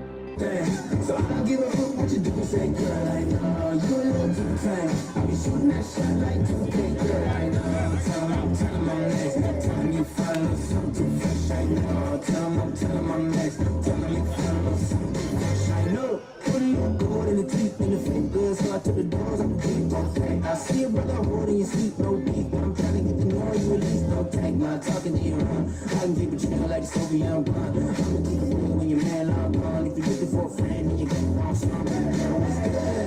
What's picture? If you put tonight, that's fiction. On my side, no pictures. You want me, go figure. To the back, to the front. You a 10, baby girl, but I'm the one. To the back, to the front. You a 10, baby girl, but I'm the one.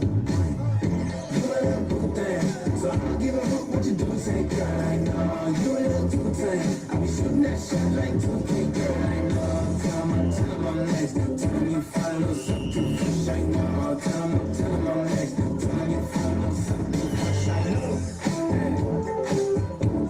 Girl, you want it? It's like, oh, you got the best of mine. Oh.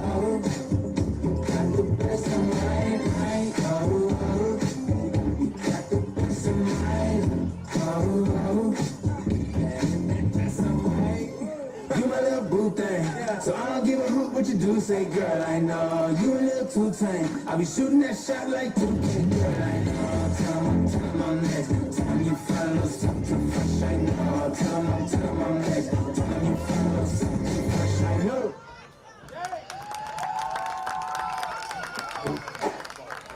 This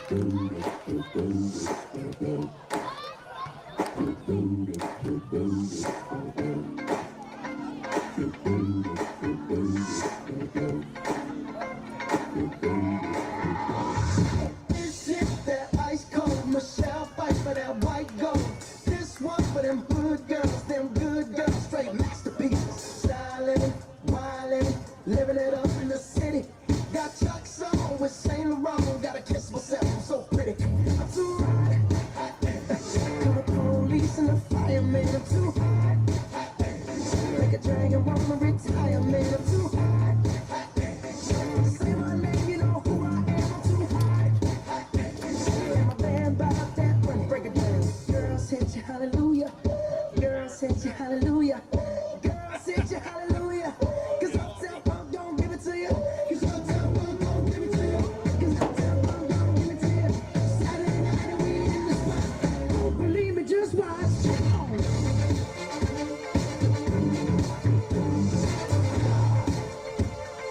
Don't believe me, just watch.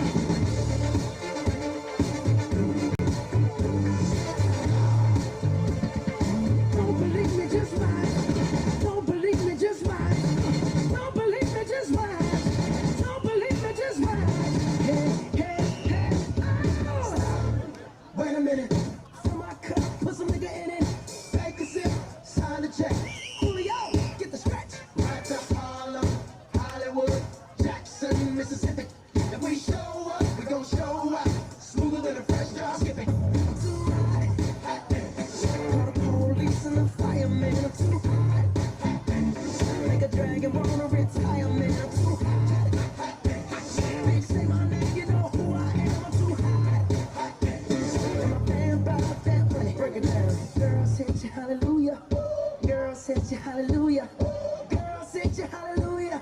Cause Uptown Funk don't give it to you. Cause Uptown Funk don't give it to you. Cause Uptown Funk don't give it to you. Saturday night and we in the spot. Don't believe me, just watch.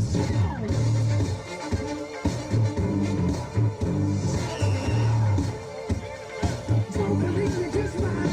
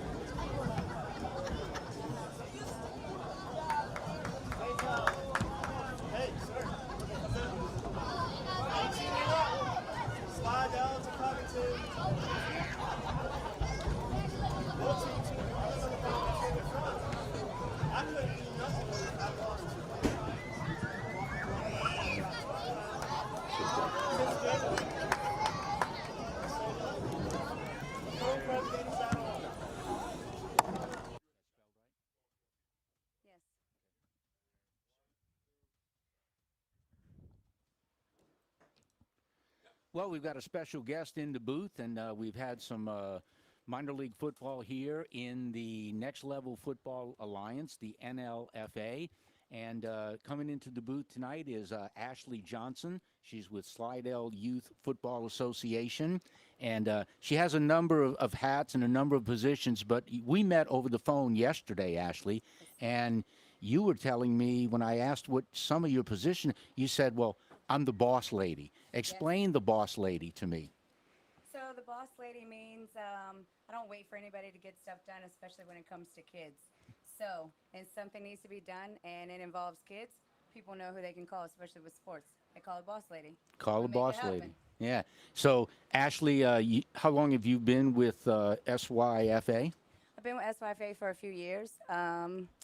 Heavily involved in sports, especially at the youth level. I believe that your Friday Night Lights players start at the rec level. So if we can, get everybody working together from the beginning, then you already set the precedence. You already set the standard by the time they get to high school. And we can go from there. There's no reason why we shouldn't have, it should be D1 everywhere. Oh, yeah. There you go. Yeah, and let these kids that play high school sports, regardless of what it is, they all get a chance to sign. Yes. And then eventually go into that bad thing of the portal, the transfer portal, that nobody knows much about or anything. But Slidell got hit hard with the tornado. Yes. And I don't know if everybody outside of St. Tammany Parish realizes how hard Slidell's community was hit. Yes, so we took a direct hit. Old Spanish Trail, the rec leagues are on Rama Drive, kind of off there. SYFA's football fields, the facility actually took a direct hit. The tornado ended up being in EF2. We had 3 regulation-sized football fields. We had press box in the middle. We had tons of bleachers. It's destroyed. The bleachers look like crumpled up pieces of paper. The winds were so fierce with the tornado that they actually twisted one of the buildings with the bricks. So it was extremely heartbreaking to see. We were in the middle of NFL flag season. Yeah. So the first thing that came to my mind was like, where are my babies going to finish playing their games at? Kids need this. A lot of people don't understand how important kids really do need sports. It's more than just the actual game. It's the camaraderie. It's the leadership that they learn. It's the friendships that they make. And it's like, oh, you don't have it there. It's like, what do you do? It's like a child in summer being out of school and needing a meal. Yes. It's that essential. And I know you're actively involved, but what can people here in St. Tammany or anywhere that want to help SYFA, what can they do to help you? So right now, we are currently still in we just finished up the actual final assessment portion of it. We are in the process of creating an actual rebuild fund through the bank, so I'll have that information at a later date. We do have a t-shirt fundraiser. The t-shirts can be ordered in person at Smith's Sporting Goods here in Slidell. Proceeds from that t-shirt actually benefit all 3 of the rec leagues, SYFA, SYVBA, and SBBA. So you're hitting kind of all of the kids right there with that one purchase. So right now that's it. And then of course, we're going to be having work parties coming up. We just did some debris. We just began debris removal. Anybody who's got a heart, who loves kids, who wants to come out, we welcome all of that. Whether it's picking up some trash, or if you know someone who can, help us rebuild. Hey, a lot of guys in the community, are handymen. I'm not, because I have 2 left hands, but there are a lot of people in the community that maybe don't realize how dramatic. I talked to Chief Chris Kaufman, the fire chief over in Slidell, and he was telling me that, his guys were extremely busy, and, it was a devastating thing that happened, and all the hard work now begins, because it's not going to happen overnight. It's going to take an army of volunteers to get things done. But if anybody's got a construction background or can do some fencing, they need to call the boss lady, right? Come see the boss lady. I promise you. Your payment's going to be the kids' smiling faces. All right. We got to end it, Ms. Johnson, but thanks for stopping by. We got our kickoff of our second half here, and I just got word that they're playing football. So thank you very much, Ms. Ashley. I appreciate it. And if people want to donate, contact the boss lady over at Slidell Youth Football Association. Welcome back. All right, so the Cardinals going to see what they can do in the second half to try to get back into this ball game. Kind of a surprising first half, and you know, halftime flies by really quickly when you don't realize that halftime is now over and they're back to playing football here in the Next Level Football Alliance, the NLFA South Division. The Cardinals sporting that 5-0 mark, but they got to make some halftime adjustments and see if they can get on track here with this first possession of the second half. So we got the Davis brothers. We got Fagan running things here inside the press box, and the rookie, the young guy, Justin, on camera. So thanks for their effort tonight. Thanks to Ashley Johnson for coming up here at halftime.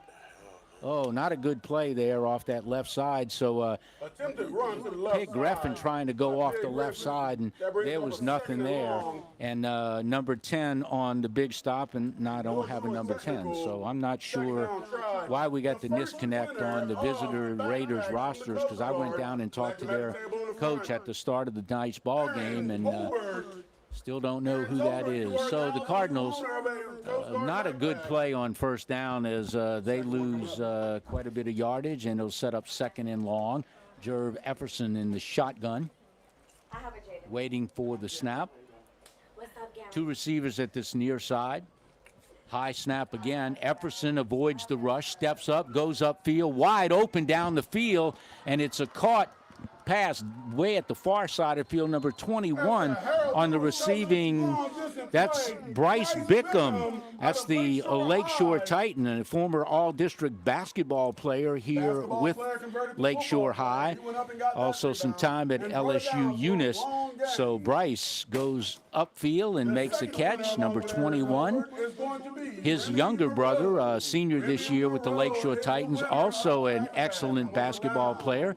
Brother goes 6'5", all-district player. I got to see him in the playoffs this year, and so the Bickham boys are definitely really good basketball players, and Bryce Bickham making his presence felt here as he ran an excellent route, and Efferson hit him. Efferson straight drop, little screen pass, goes up the middle, and I wanted E.J. Walls to run some screens. Only problem there was that number 3 for the Raiders, and that's Kobe Crane. Kobe Crane is a former player for the Bayou Lacombe Cardinals, and he plays linebacker, and he's a team captain, so maybe he had some insight as of being a former Cardinal. He snuffed out that attempted screen pass to Pig Griffin, stopped him in his tracks for a loss. So excellent play by Kobe Crane, and I know the Cardinals miss his talents and his ability. And Garen Narcisse is nodding his head, and it was definitely north and south. Shotgun. Efferson going for all of it. Number 3 in the end zone doesn't quite connect.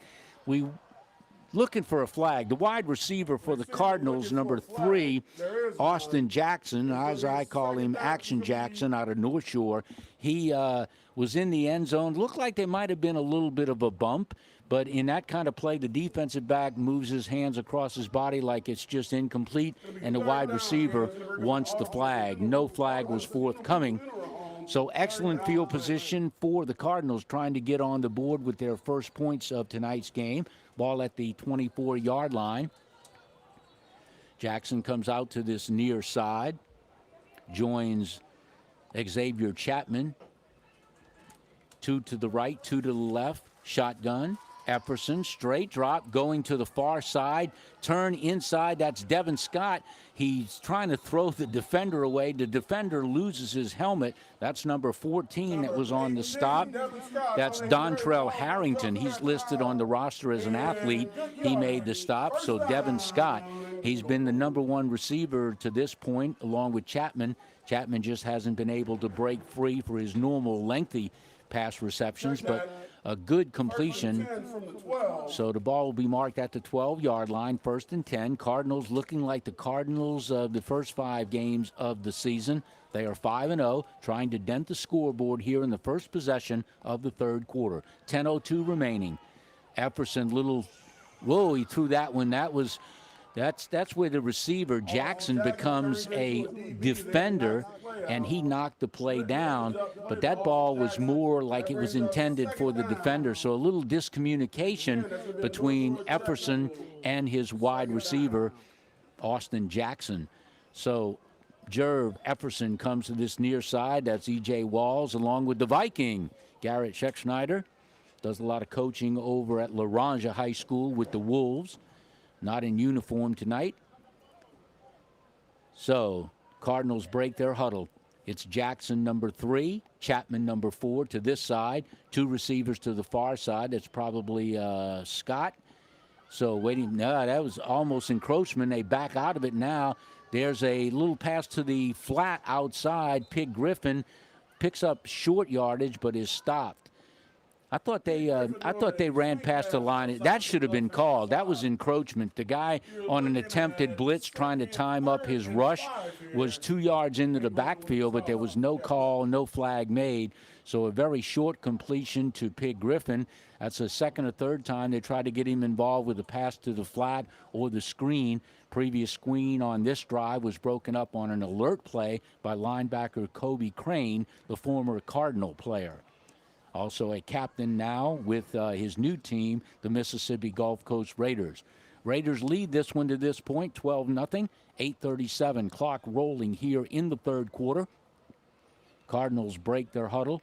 Same 2 receivers, that's Jackson and Chapman to this side, to the right, to the left, 2 receivers. Pig Griffin, 25, the running back to the right of Jerv. Jerv calling for the snap. Little high snap once again. Slant route going inside. And that is a connection and a touchdown hookup from Devin Scott. It's all been about Jerv Efferson when he's had time hitting Devin Scott. And Scott has really put his athletic skills on prowess tonight, the former West Jeff star. So Scott on a reserve Efferson from a touchdown pass that finally puts the Cardinals on the board. And touchdown-wise for Efferson, that's a big one. That's his 14th touchdown of the year, and he's only got 1 interception. So Dustin Morrow, number 14, the holder out of Slidell High. J.P. Furman, the former Lakeshore Titan soccer player, now a student over at Johns Hopkins in Baltimore, number 99. He lines up for the 32-yard NFL distance extra point. Try to make it 12-7. Snap. Morrow. Nope. I'm not sure what's going on here. We do have a flag. It looks like illegal procedure, maybe a false start. So back up a normal 32-yard extra point attempt. Mark it back 5 yards, and we'll make it a 37-yard attempt. Trying to check out the deep snapper for the Cardinals. It should be number 50, Asfa Al-Khadi. So on the snap, Morrow on the hole from 37 yards out to make it 12-7. J.P. Furman, snap. He's had a 30-yard field goal block tonight. There's the extra point. It is up, and it is good. Tell you what, back it up 5 yards, and J.P. Furman, and he hustles into the end zone. Is he going to get his own football? That's what I would assume. He's jogging. He's about to the track. We're not timing him, but he could probably run a 40 at about 4.9. Has his ball. He retrieves his football. 99. You got to love a kicker that is named and numbered number 99. So finally puts the Cardinals on the board. Just what the Cardinals offense needed was a good drive to get some points on the board, and J.P. Furman adds that extra point. So Blaine Bond, the second time around head coach for the Cardinals, is high-fiving anybody that's near this Cardinals sideline, clapping up a storm. Fired up. The boy is fired up. He was the first head coach of the Cardinals back in 2017, and he's glad to be back. He's got his Cardinals on a 5-0 start this year in the new league, the Next Level Football Alliance in the South Division. So the Cardinals are back in this one, 12-7, did just what they needed to do, made some adjustments, and Devin Scott out of West Jeff has really looked good tonight on the receiving end of Jerv Efferson tosses. The one that hasn't gotten really involved to this point just yet is Xavier Chapman. a Lakeshore star who played right here for the Titans. He's got that big play capability. He leads the Cardinals offense receiving-wise with 27 catches coming in, 580 yards, and is the team leader with 7 touchdowns. Devin Scott just caught his 5th touchdown of the year. He had 9 catches coming in for 280 yards. And there is the booming kick. Now, what I want to see here is, does J.P. Furman, the place kicker, hustle after that ball himself? They're a little out of focus there, Justin, but we got it. All right. So J.P. Furman, he's talking to one of the officials here. So I'm just curious to see if he'll go retrieve the football like he did after his successful 37-yard extra point. So I guess Lance, the former place kicker and sometimes punter, soon to be 50-year-old, I think. And he's still on the roster, but he's not active. He might be active doing other things in his own old mind, thinking about it, but that's 2 deep kickoffs to this point by J.P. Furman. As I mentioned in the first half, he's going out for a tryout at Johns Hopkins University. He's got some eligibility remaining, and he's a walk-on candidate for a place-kicking job there. And if this debut has helped him in that regard, I'm looking for big things from him. Daniel Sams, the former Salmon Spartan quarterback, shotgun, running back to his right, 2 receivers near, 2 to the far. 1st and 10, 25-yard line, 7:50 to go here in the 3rd quarter. Handoff. This is how they opened the ball game over this left side, and it's another big gain off the left side. Number 20 on the carry is Lawrence Etheridge. No, I'm sorry. So number 20 for the Raiders, that would be Andretti George, a running back. So that's how they opened the ball game, a nice run off this left side. And I've mentioned it throughout the ball game. The defensive ends are not pinching inside. They're pinching too much inside and letting him get non-containment around the ends. But that's been a bread and butter play. That's at least 3 plays off the left side of the offensive line of scrimmage that have resulted in big gains and first downs. Ball outside the 35-yard line, call it the 37. Snap to Sams. Sams retreats, throws off the back foot, far side of the field, had 1-on-1 coverage. Man, the wide receiver at the far side made a violent rush into the bench at the far side. That aluminum bench didn't give way.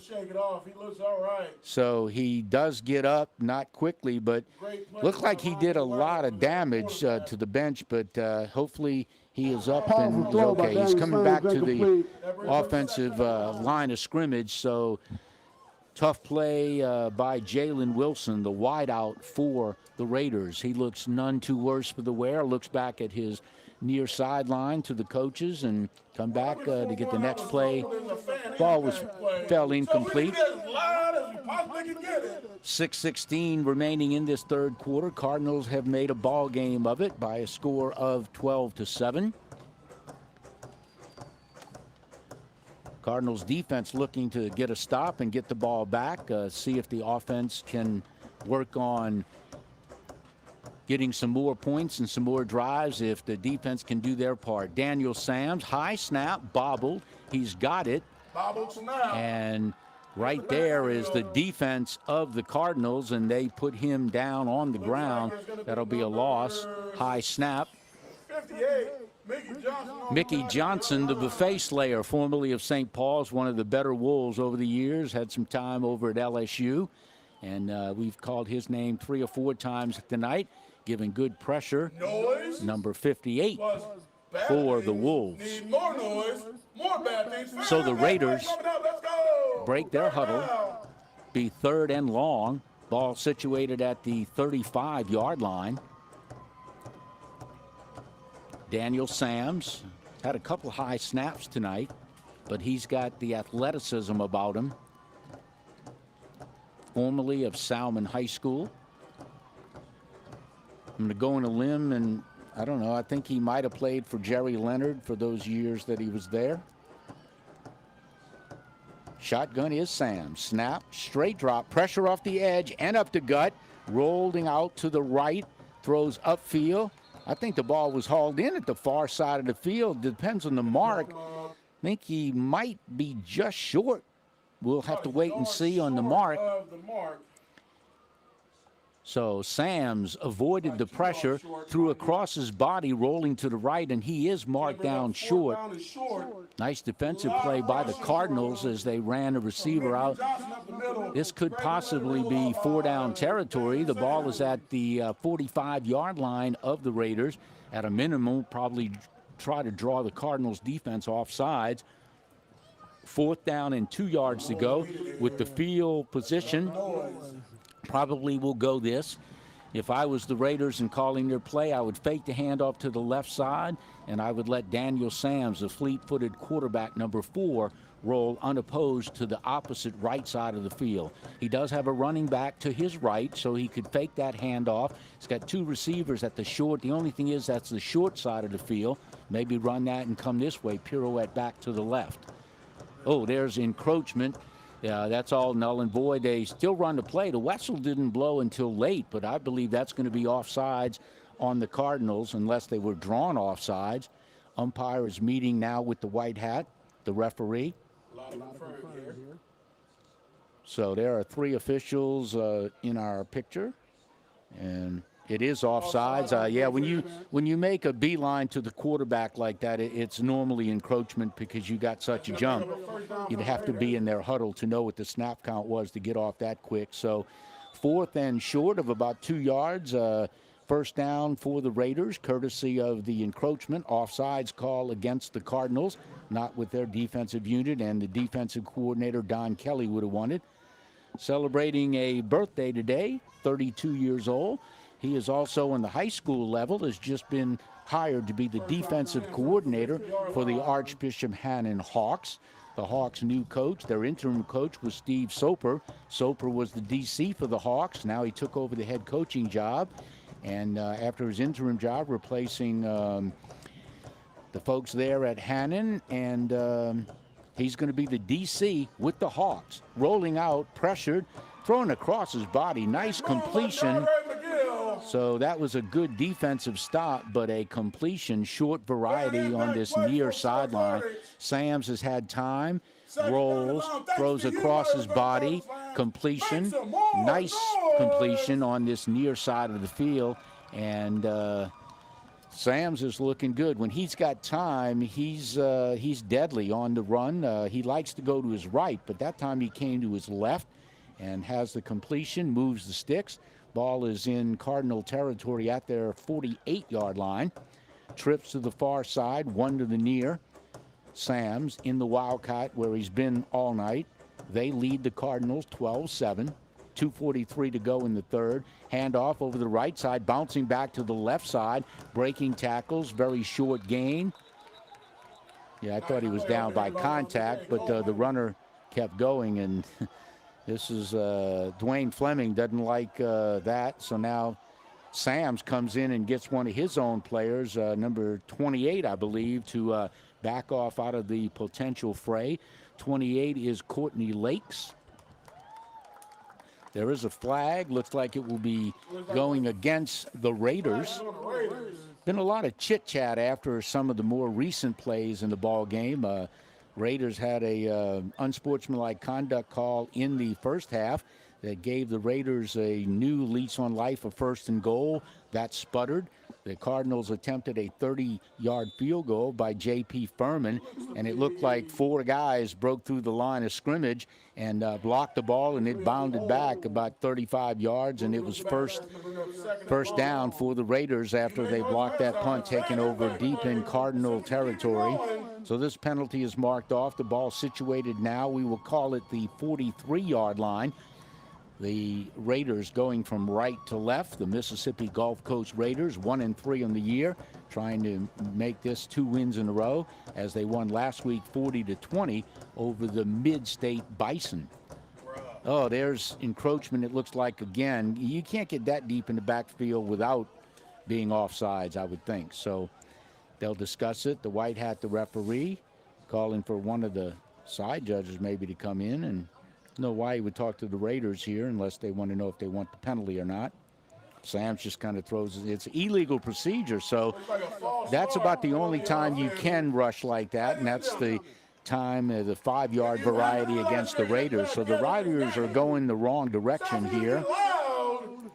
So Cardinals, maybe they're getting their defense a little more mojo, taking this 5-yard mark off.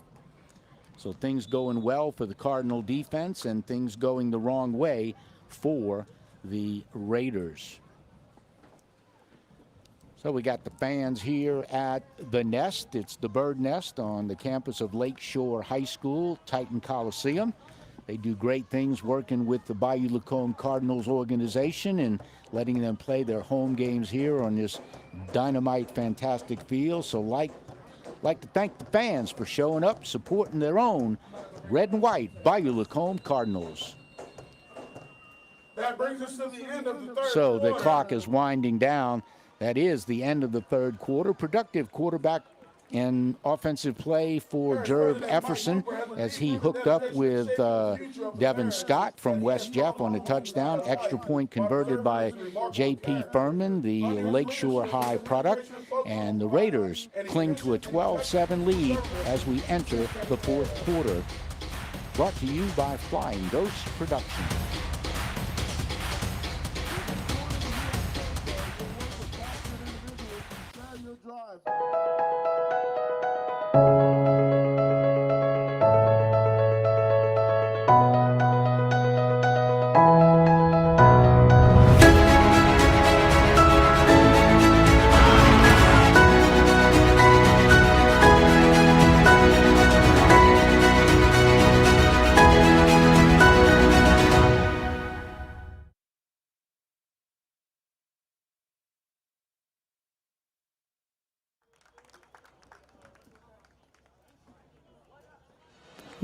We're about ready to start the fourth and final quarter.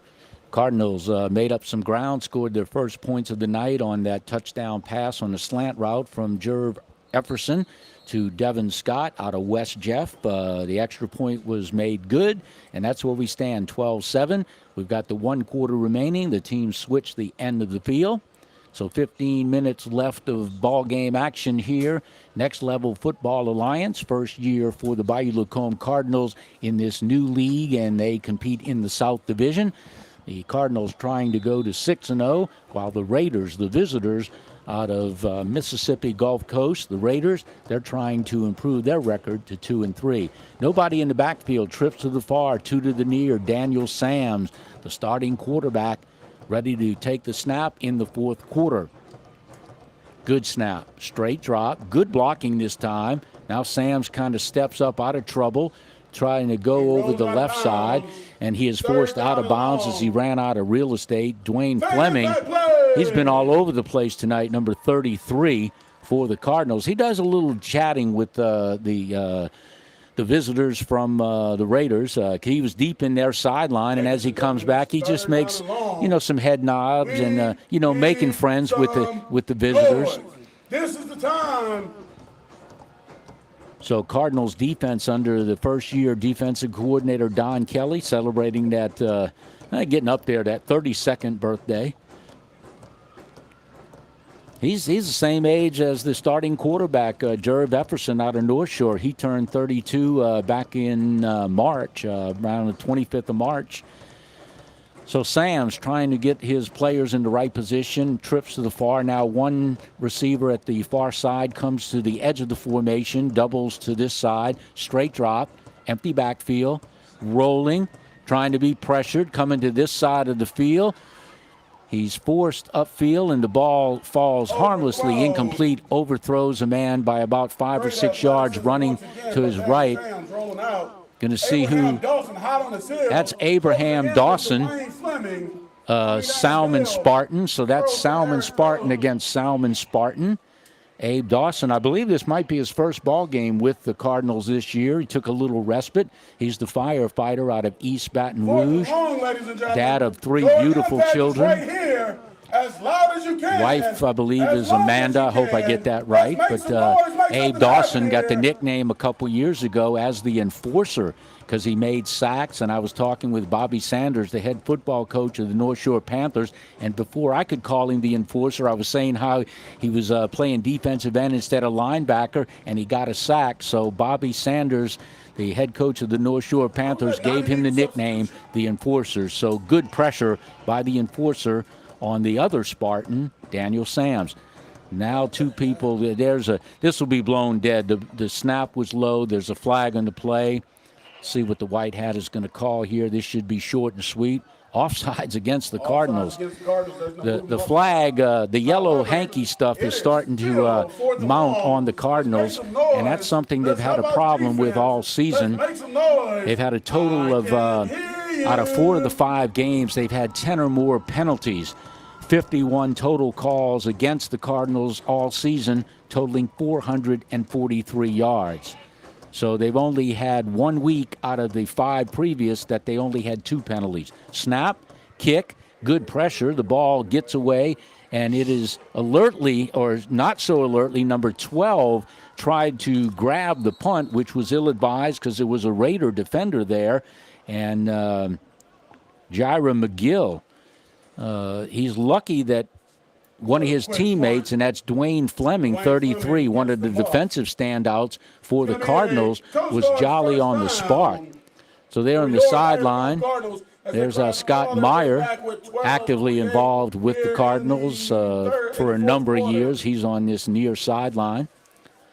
So that could have been an accident waiting to happen as the ball was mishandled on the punt.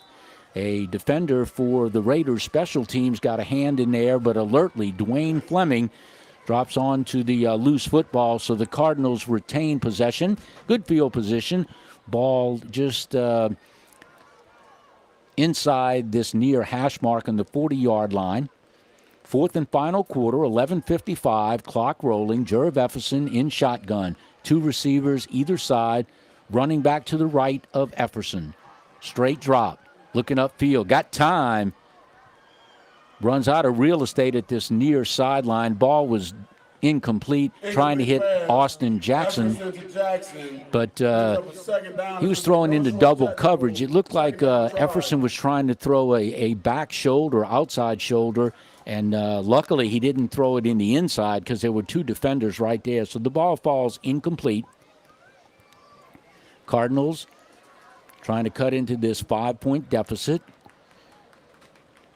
Had that 30-yard field goal attempt by J.P. Furman in the first half that was blocked. That would have made this a different type ball game had it been successful, because then they would be within that 2-point deficit, and another field goal, had they been successful, would have helped the situation, helped the cause. Running here in the 4th quarter, Austin Jackson in motion from left to right. Stops at the end of the formation, 4 side. Handoff inside, and they fooled absolutely no one. Weak handoff to Josiah Miller. Josiah Miller out of Bowling Green, the running back who got the carry on that particular play, and that went absolutely nowhere. That's going to be an Audubon Funeral Homes, 3rd and 9. So 3rd and long. Cardinals offense, and E.J. Walls, their offensive coordinator, took over in week 3 this year, coming back with the Cardinals. See if he can dial up something here to attempt to get a first down.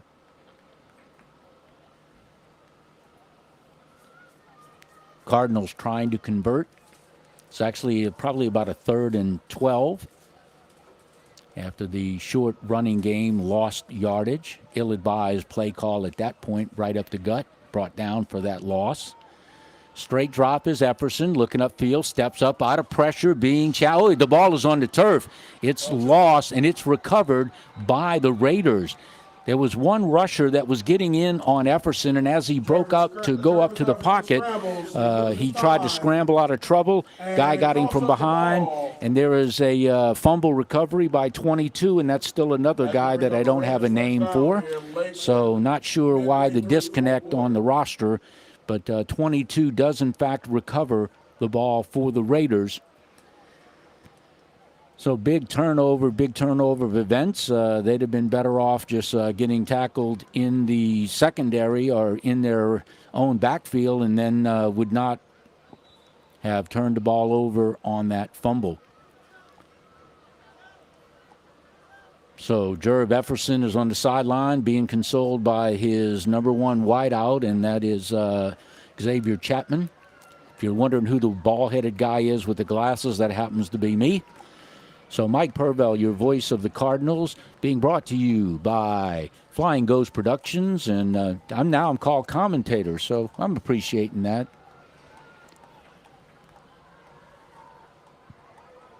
Kind of a busted play there. That looked like trouble from the beginning. So number 6 is the defensive guy, Corey Turner from Miller McCoy. Cardinals definitely need a stop. There's 52, Abe Dawson, the enforcer on this left side. Dwayne Fleming, 33, has been the guy's name that's been called quite a bit. Secondary has done well for the Cardinals, with the exception of that one touchdown pass from Daniel Sams to number 10, the wide receiver Jameek Murphy, who showed blazing speed, caught about a 5 or 6 yard pass, almost went untouched up this right sideline in that first half. Daniel Sams. Now they've had more of a look with an empty backfield as Sams is in shotgun. Pressure comes. Abe Dawson slides in, the enforcer. He's still got quicks. Welcome back, Abe Dawson, the enforcer.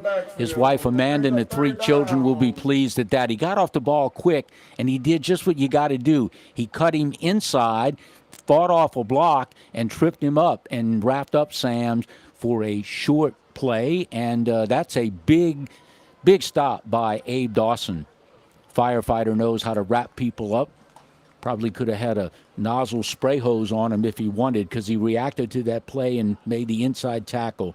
Clock winding down here. Raiders would like to pick up some first downs. It's 3rd and long after the loss. Good stop by Dawson. Dawson shows an interest in getting a degree in nursing, and also is interested in doing some broadcast journalism. So I'm going to see if I can get him involved with the St. Tammany Farmer out of Covington, the 4-time newspaper of the year in their category over the last 4 years. Andy Canulet is the editor of the St. Tammany Farmer. Sports editor over there is Joseph Halm. My boss, I cover ball games for the Farmer when I've got some time. So delay a game there, and so the Raiders are going back, and this is helping the defense because this stops the clock and makes it that much longer for the yardage. Ball is spotted down at the 48-yard line on the Cardinals side of the field. Cardinals would love to get a stop here. 7:59 remaining in the contest.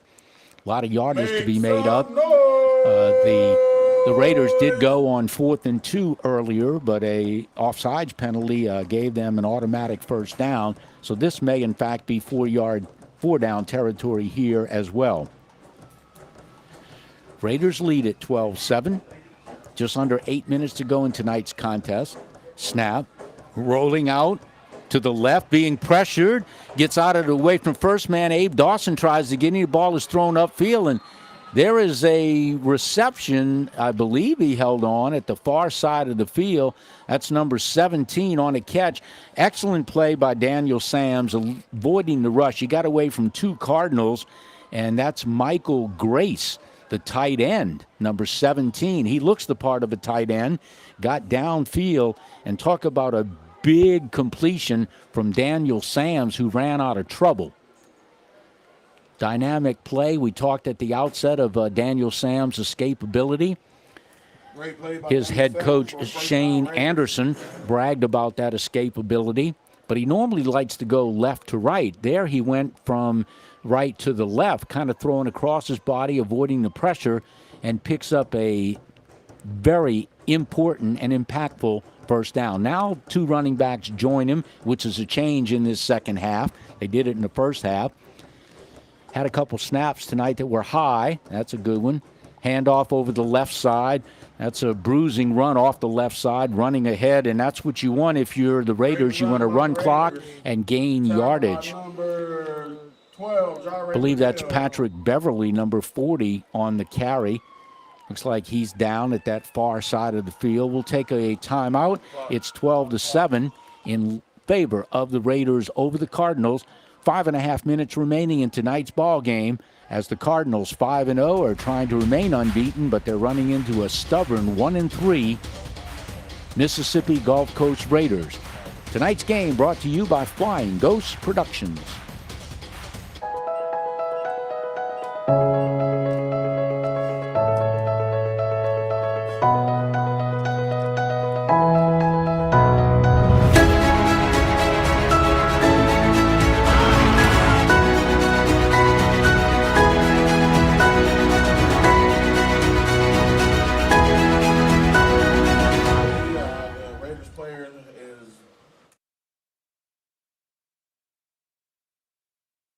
That's good to hear. We got your ball game tonight, 12-7. It's an excellent one. The Raiders, the visitors, come in 1-3 tonight, coming off a 40-20 win last week to go to 1-3. Bayou Lacombe Cardinals have had everything going right for them this season. They enter undefeated 5-0, but kind of running out of time here. The defense needs to come up with a stand right here so that they can save some time on the clock for Jerv Efferson and his Cardinal teammates. They do have an offensive explosion on their receiving core, but the defensive secondary for the Raiders have been pretty solid tonight, and Efferson hasn't had the most time in the ball game, so it's been a lot of pressure. And let's see if Daniel Sams, here comes a player in motion from right to left, will stop in the backfield. Now we've got a running back either side, one receiver far side, two to the near. Sams, shotgun, handoff over the left side, kind of a misdirection play.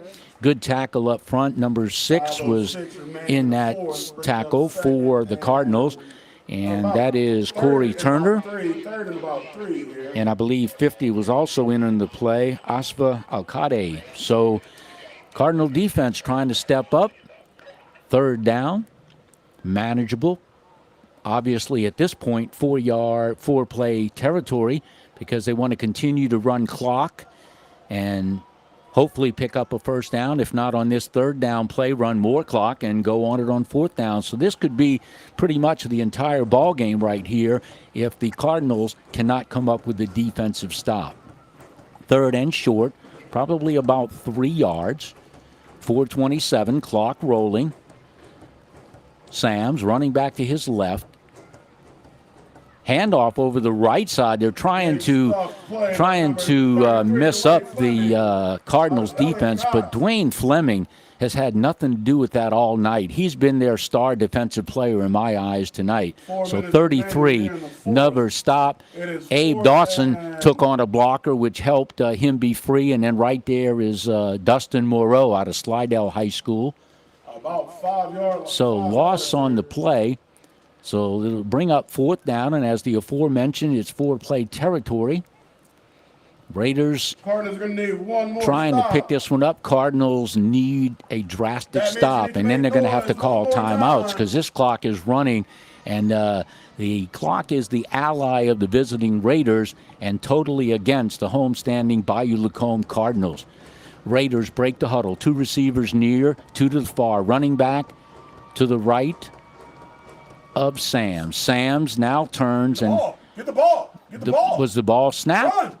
Run. The Cardinals have the ball. Number 7 has it, and he alertly picked it up, but I don't know why he didn't run unless there was a whistle blowing it dead. That's Marcus Connolly, a former Franklinton Demon. So the officials are going to have a powwow here, and the ball, it almost looked like to me that Sams might have been calling for timeout, and the ball was snapped. So the Cardinals came up with it. So we got the white hat, the referee. Now we're joined by another judge, the umpire. And we got the back judge and another official. So 4 officials conferring. Clock is stopped with 3:07.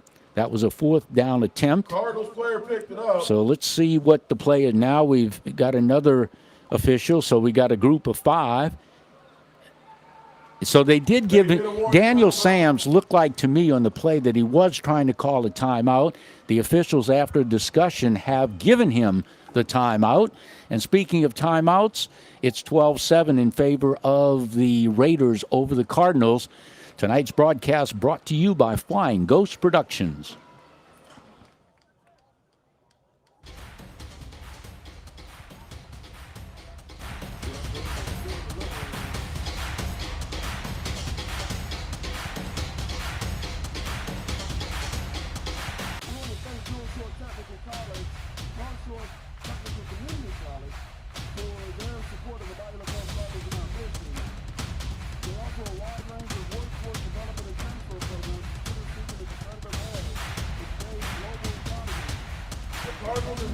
Ready to put the ball back in play.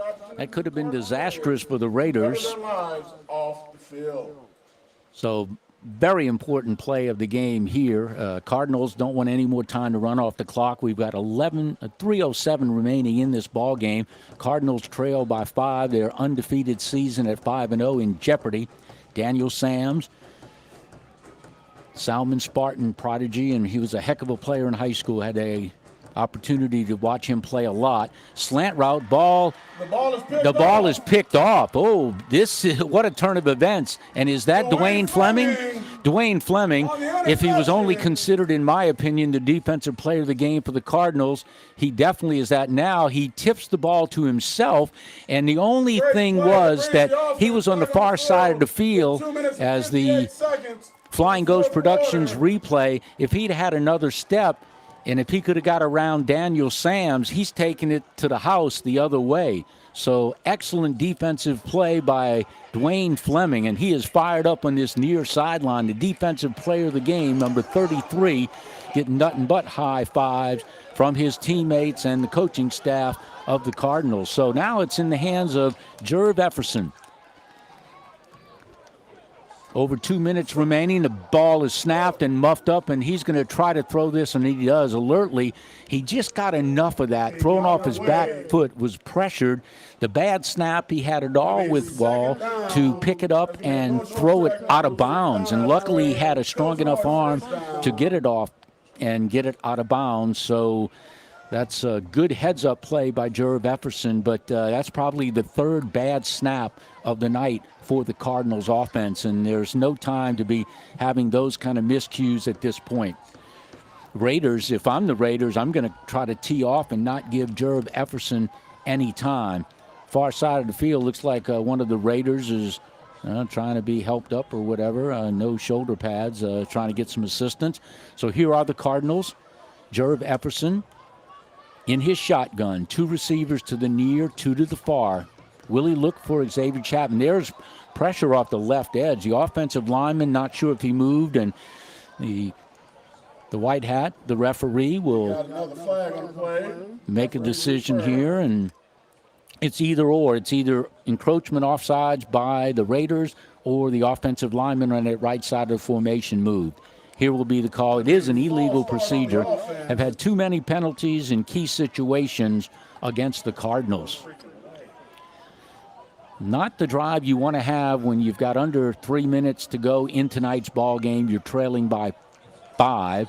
So this is obviously a all possession or none, regardless of how many timeouts, regardless of where the ball is on the field, because the clock is getting where it's still the ally of the Raiders. Efferson has that strong arm, the 32-year-old quarterback for the Cardinals. Running back is to his right. Double receivers on both sides of the formation. Straight drop. Looking for a hookup, far side. Gets some of that yardage back. That's Devin Scott. That's probably at least Scott's 5th catch on the night. He has the lone touchdown reception for the Cardinals. Efferson. So picks up some of the yardage and make it manageable. So that ball will be spotted at the 31-yard line of the Cardinals. Do-or-die situation if the Cardinals want to remain unbeaten. They come in 5-0, and the visiting Raiders 1-3. Could be a major upset if the Raiders are able to hold on and turn back the Cardinals. So Cardinals are over the ball, but now it'll be wound into play. Jerv Efferson, big play here in the ball game. Third down, we will call it about 8 yards. Straight drop, time, rolls a little to the right, throws upfield, far sideline, trying to make the catch, but running out of real estate at the far side of the field. The ball falls incomplete. That's Devin Scott. Now he's jawing with one of the Raiders and doing some pointing, and that will get you an unsportsmanlike conduct flag in a heartbeat. Still talking, and that's you can't do that, Scott. You got to be headier than that. Doesn't matter what happened. He's still jawing. 2 officials over there separate players, and looks like the DB wants to go over and say hello again to Devin Scott. There is a flag, and that would have to be thrown right away because that's unsportsmanlike conduct, regardless of why Scott reacted the way he did. Unsportsmanlike conduct, Cardinals. Got to keep your wits about you. And that's a shame because Devin Scott has been Mr. Offense tonight for the Cardinals. Yeah, this will be a big mark-off. And Dwayne Fleming, who's been the enforcer for the Cardinals, he's talking with the white hat, the referee, over near the line of scrimmage. That can be a burner of a penalty. That ball is going to be marked all the way back to the 18, make it the 17-yard line, third and extremely long, approaching that country mile. So I would think Efferson, what he's going to try to do is what he did earlier in this possession, is try to pick up some of the yardage. Now it looks like we're going to have a timeout. We've got 1:55 remaining in the ball game. E.J. Walls, Devin Scott is still talking with the white hat, but I think he just needs to come over and join his offensive huddle with his team. But it'll be a long play for third down conversion. Cardinals are trailing by 5, 12-7. Under 2 minutes to go in tonight's ball game here at Lakeshore High School, Lakeshore Titan Coliseum. I guess for the Cardinals known as the Bird's Nest. So the officials are meeting at the field this timeout. It'll be all or nothing if the Cardinals want to have any chance to remain undefeated on the season.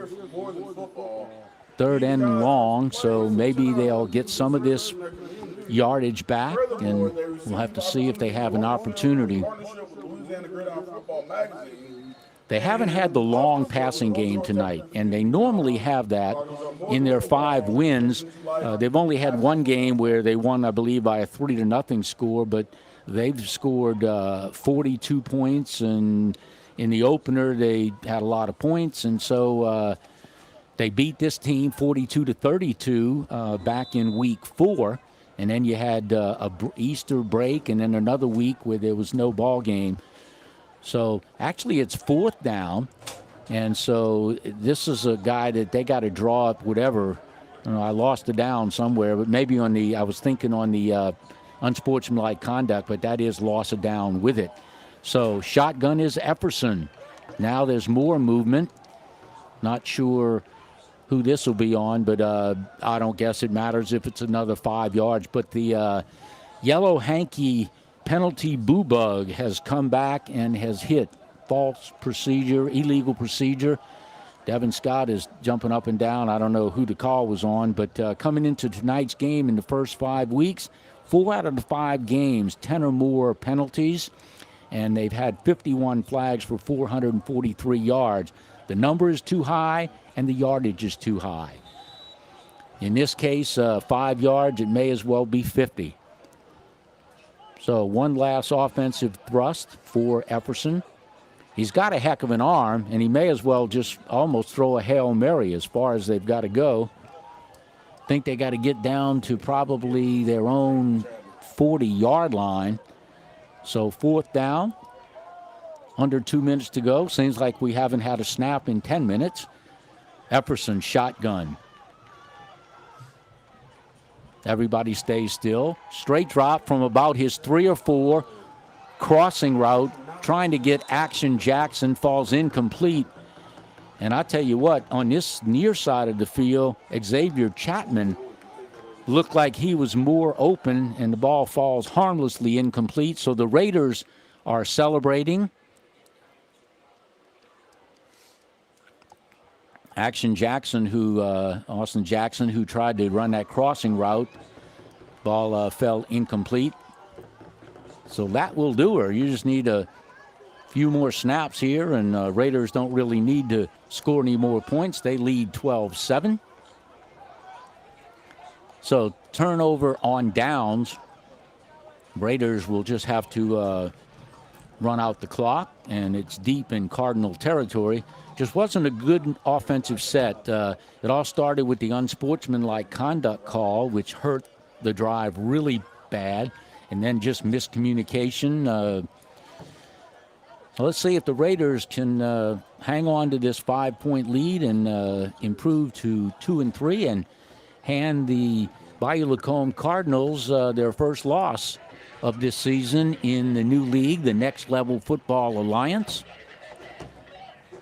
Daniel Sams has done just enough to win this one tonight. Now he's going to call his old number. He's going to run over to the right, tries to cut back to the left. And Dwayne Fleming probably missed one of his first tackles of the night. He's had a number of them, and he just whiffed on Daniel Sams on that particular play. So that tells you what kind of athlete Daniel Sams is, a former high school quarterback at Salmon with the Spartans. He's a dual threat. He can throw the ball. He can run the ball. He's made 2 great hands plays tonight on high snaps, been able to corral the football. Not sure how many more timeouts the Cardinals have. So it's all about trying to get a stop. And if you're the Raiders, you don't need to score. You just need to keep possession of the ball. And Sam's made that one mistake where Dwayne Fleming made the one-handed interception. And if he had another step or so, and if Sam's wasn't rolling that way, Fleming would have had a shot to take it probably about 75 yards, 80 yards going the other way. Sam's in shotgun. Snap. Handoff up the gut. Cardinals are there to make the stop, but this is just running the clock if you're the Raiders. Now we've got a stoppage in play. This has got to be a timeout for the Cardinals. It's been a good one tonight. Cardinals fell behind 12-0 in that first half, and then in their third quarter, they got their offense into gear. Devin Scott made some good receptions on nice throws from Jerv Efferson. Efferson hasn't had a lot of time tonight, but the receivers have not run open much, so credit the Raiders secondary with stopping the speedy wideouts for the Cardinals. Cardinals defense under Don Kelly, the first-year defensive coordinator, mentioned earlier that he has been hired on the staff of the Archbishop Hannon Hawks to be their new first-year defensive coordinator. Scott Soper, who was the interim coach, took over from Corey Bordelon. He was named the head coach. And the Hawks will be welcoming Kelly this year, celebrating his 32nd birthday today, but the defense didn't give him a... Oh, intercepted? No, out of the end zone. I think he was half a yard. We'll have to see what the actual call is. The ball was deflected.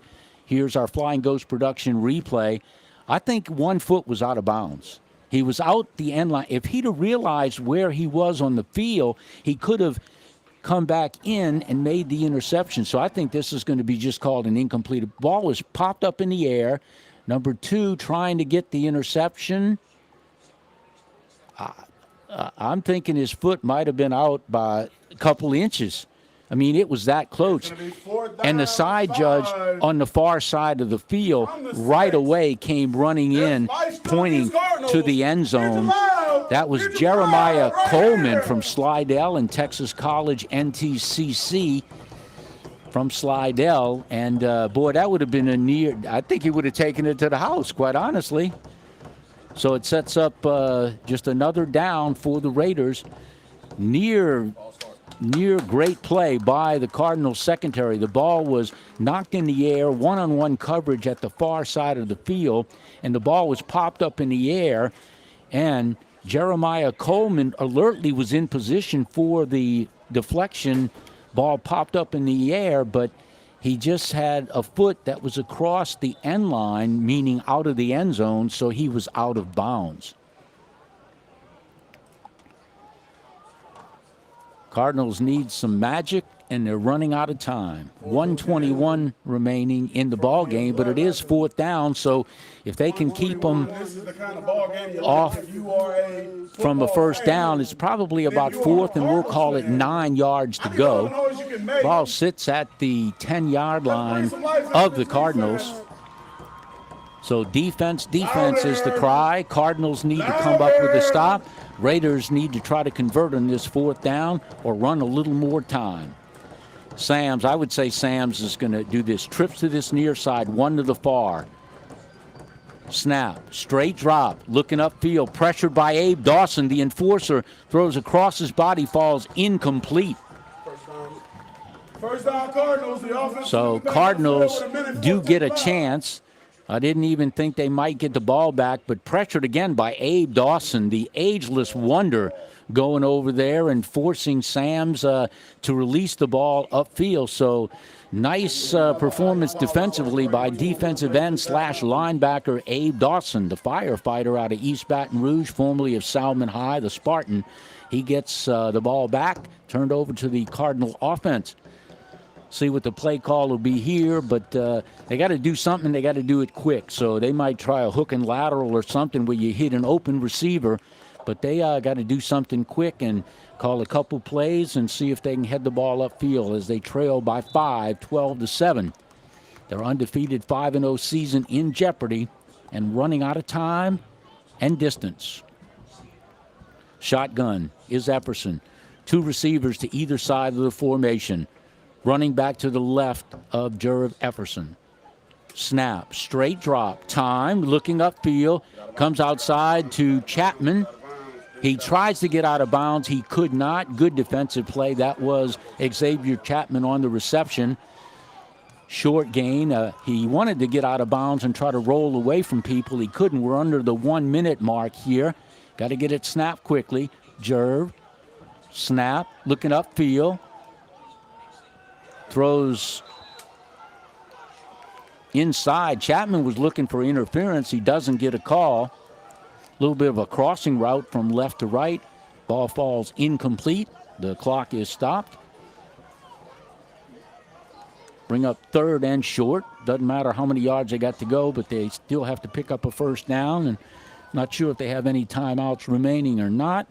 Cardinals trying to do what they can to cut this 5-point deficit. But I'm thinking they might have waited a little too long unless they've got some magical magic in the Cardinals playbook. Cardinals break the huddle. If you're the offensive line, you got to find a way to give Epperson as much time as he needs. If he can get somebody open downfield, trips to the near, one to the far, running back to the right of Epperson. Snap, straight drop, there's the protection, throws upfield, crossing route, caught at about the 40-yard line. Nice pitch and catch. Ball is put down. You got to come up and set up the line of scrimmage and just spike the football here. You got to stay set. Nice completion upfield, big gainer, first down. Excellent play by the Cardinals. Cardinals don't spike it. They go upfield. Ball is incomplete. He's trying to hit Chapman, throwing into double, almost triple coverage at the far side of the field. Down to about 13 seconds remaining, well, 23. So didn't spike it. Probably took a little more time, but trying to catch him off guard, I guess. And Chapman is their speed burner on the outside, so he tried to get upfield. So 23 ticks remaining. All or nothing here. Clock management, if it's good, they'll probably get off at least 2 plays, maybe 3 if they can pick up the first down. Ball is at the 43-yard line. Trips to this side, one to the far. Epperson's got the arm, but he's got to go a long way. 23 seconds remaining in tonight's contest. Snap, straight drop is Epperson, rolling to his right. He had to get out of bounds, and I think he may have gotten no, it looks like they're marking him just a half a yard shy. I thought he maybe almost reached the ball, but he had to get out of bounds to stop the clock. I think he's about 6 inches short at the far side of the field. That was a heck of a spot. I thought they didn't give him. I think he's got the first down. The side judge at the far side of the field looked like he marked him short, but the guy in the middle of the field is looking like he's going to, if he ever places the football down. That's a measurement. Yeah, that's either going to be a measurement or a first down. But I thought the side judge in the far sideline marked him short. You can see where he is, and he's about a yard upfield from that. I don't know. The Cardinals are ready to snap the ball with 19 seconds left in tonight's game. That's kind of weird. Now, is that a timeout Raiders did he show?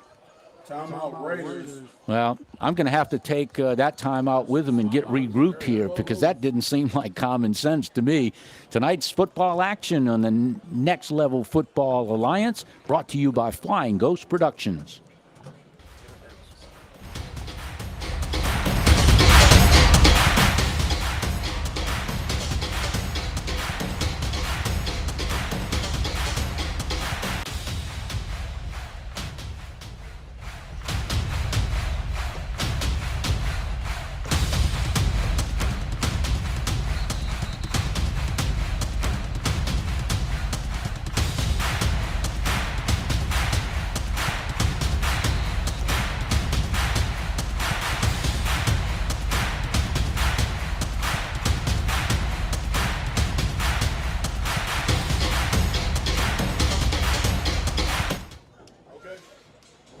One of the last plays of the game with that timeout called with 19 seconds left. It's third and short, third and about half a yard to go for the Cardinals. I thought they should have asked for a measurement to get a first down.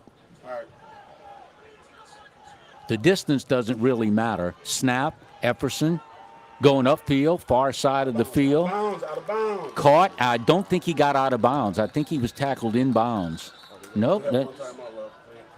They are granting a timeout. Nice completion at that far side of the field. Big conversion.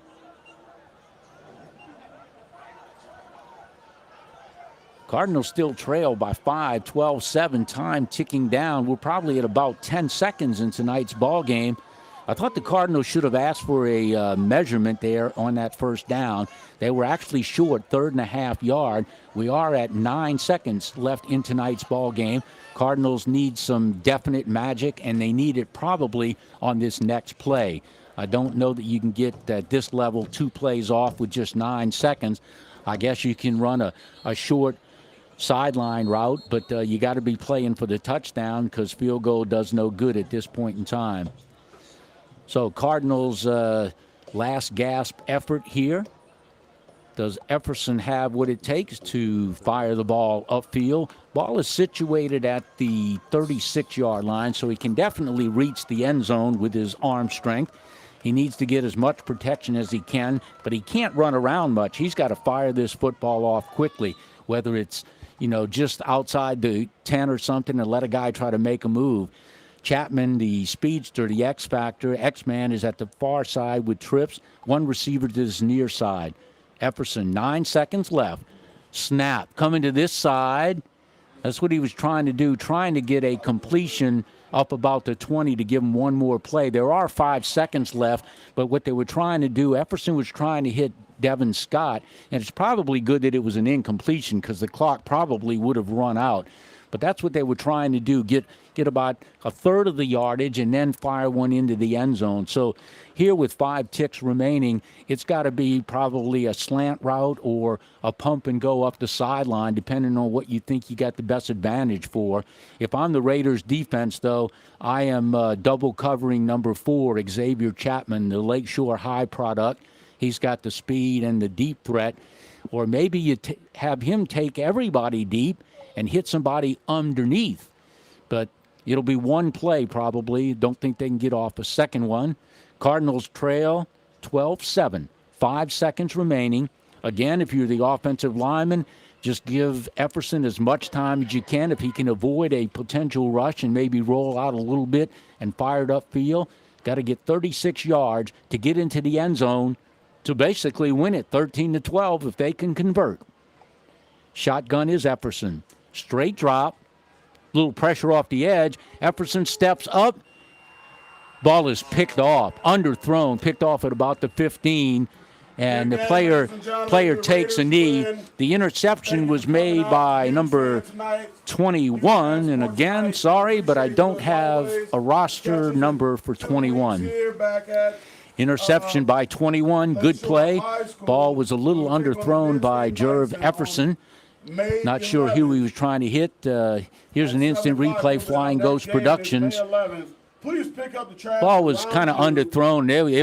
There were 5 Raiders back there, and the player alertly, number 21, wish I could tell you who he is, but I don't have his name on the roster.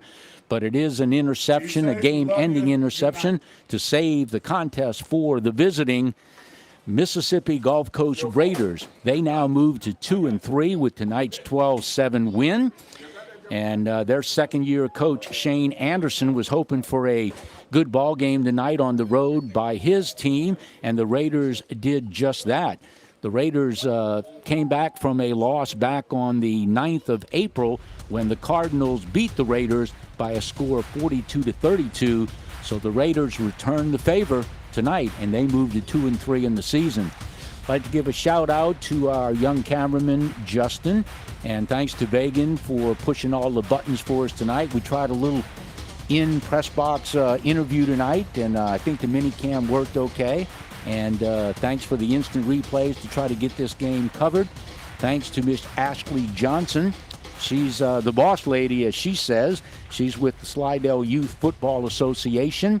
And Slidell, as most anybody that is in East St. Tammany Parish knows, that the tornado hurt the Slidell community quite a bit as far as facilities, and the Slidell Youth Football Association was hit hard. So if you can find it in your heart or have some extra dollars and would want to do something to donate to a great cause to help the youth here in St. Tammany Parish, as Ashley Johnson said at halftime, you can get with her and get with the Slidell Youth Football Association and just see how you can help, whether it's helping to rebuild a field, pull some wire, do some fencing, whatever it is that you can maybe do. So tonight's final, 12-7, as the Mississippi Gulf Coast Raiders come into Lakeshore Titan Coliseum and dismantle the Cardinals by a score of 12-7, handing them their first defeat of the season. Cardinals fall now to 5-1, and the Raiders improve to 2-3 on the season. So, good ball game tonight as far as the closeness of it. And if you're out and about this weekend, be careful, be safe, whatever you're doing. So congratulations to the visitors, the Raiders, on a nice performance. And their quarterback, Daniel Sams, the former Salmon Spartan, who was a star in high school, and he's a star tonight. So defensive player of the game, I'm just going to go ahead and name him. It's Dwayne Fleming. So Dwayne, who had the interception, who was probably a couple steps away from possibly giving the Cardinals a comeback victory if he could have tiptoed down the sidelines. But after the interception, Daniel Sams made that tackle. So our defensive player of the game is number 33, Dwayne Fleming, out of Helen Cox. So congratulations to the Raiders. Thanks to Flying Ghost Productions for the production of tonight's ball game. I'm Mike Purvell. Be safe and have a great week.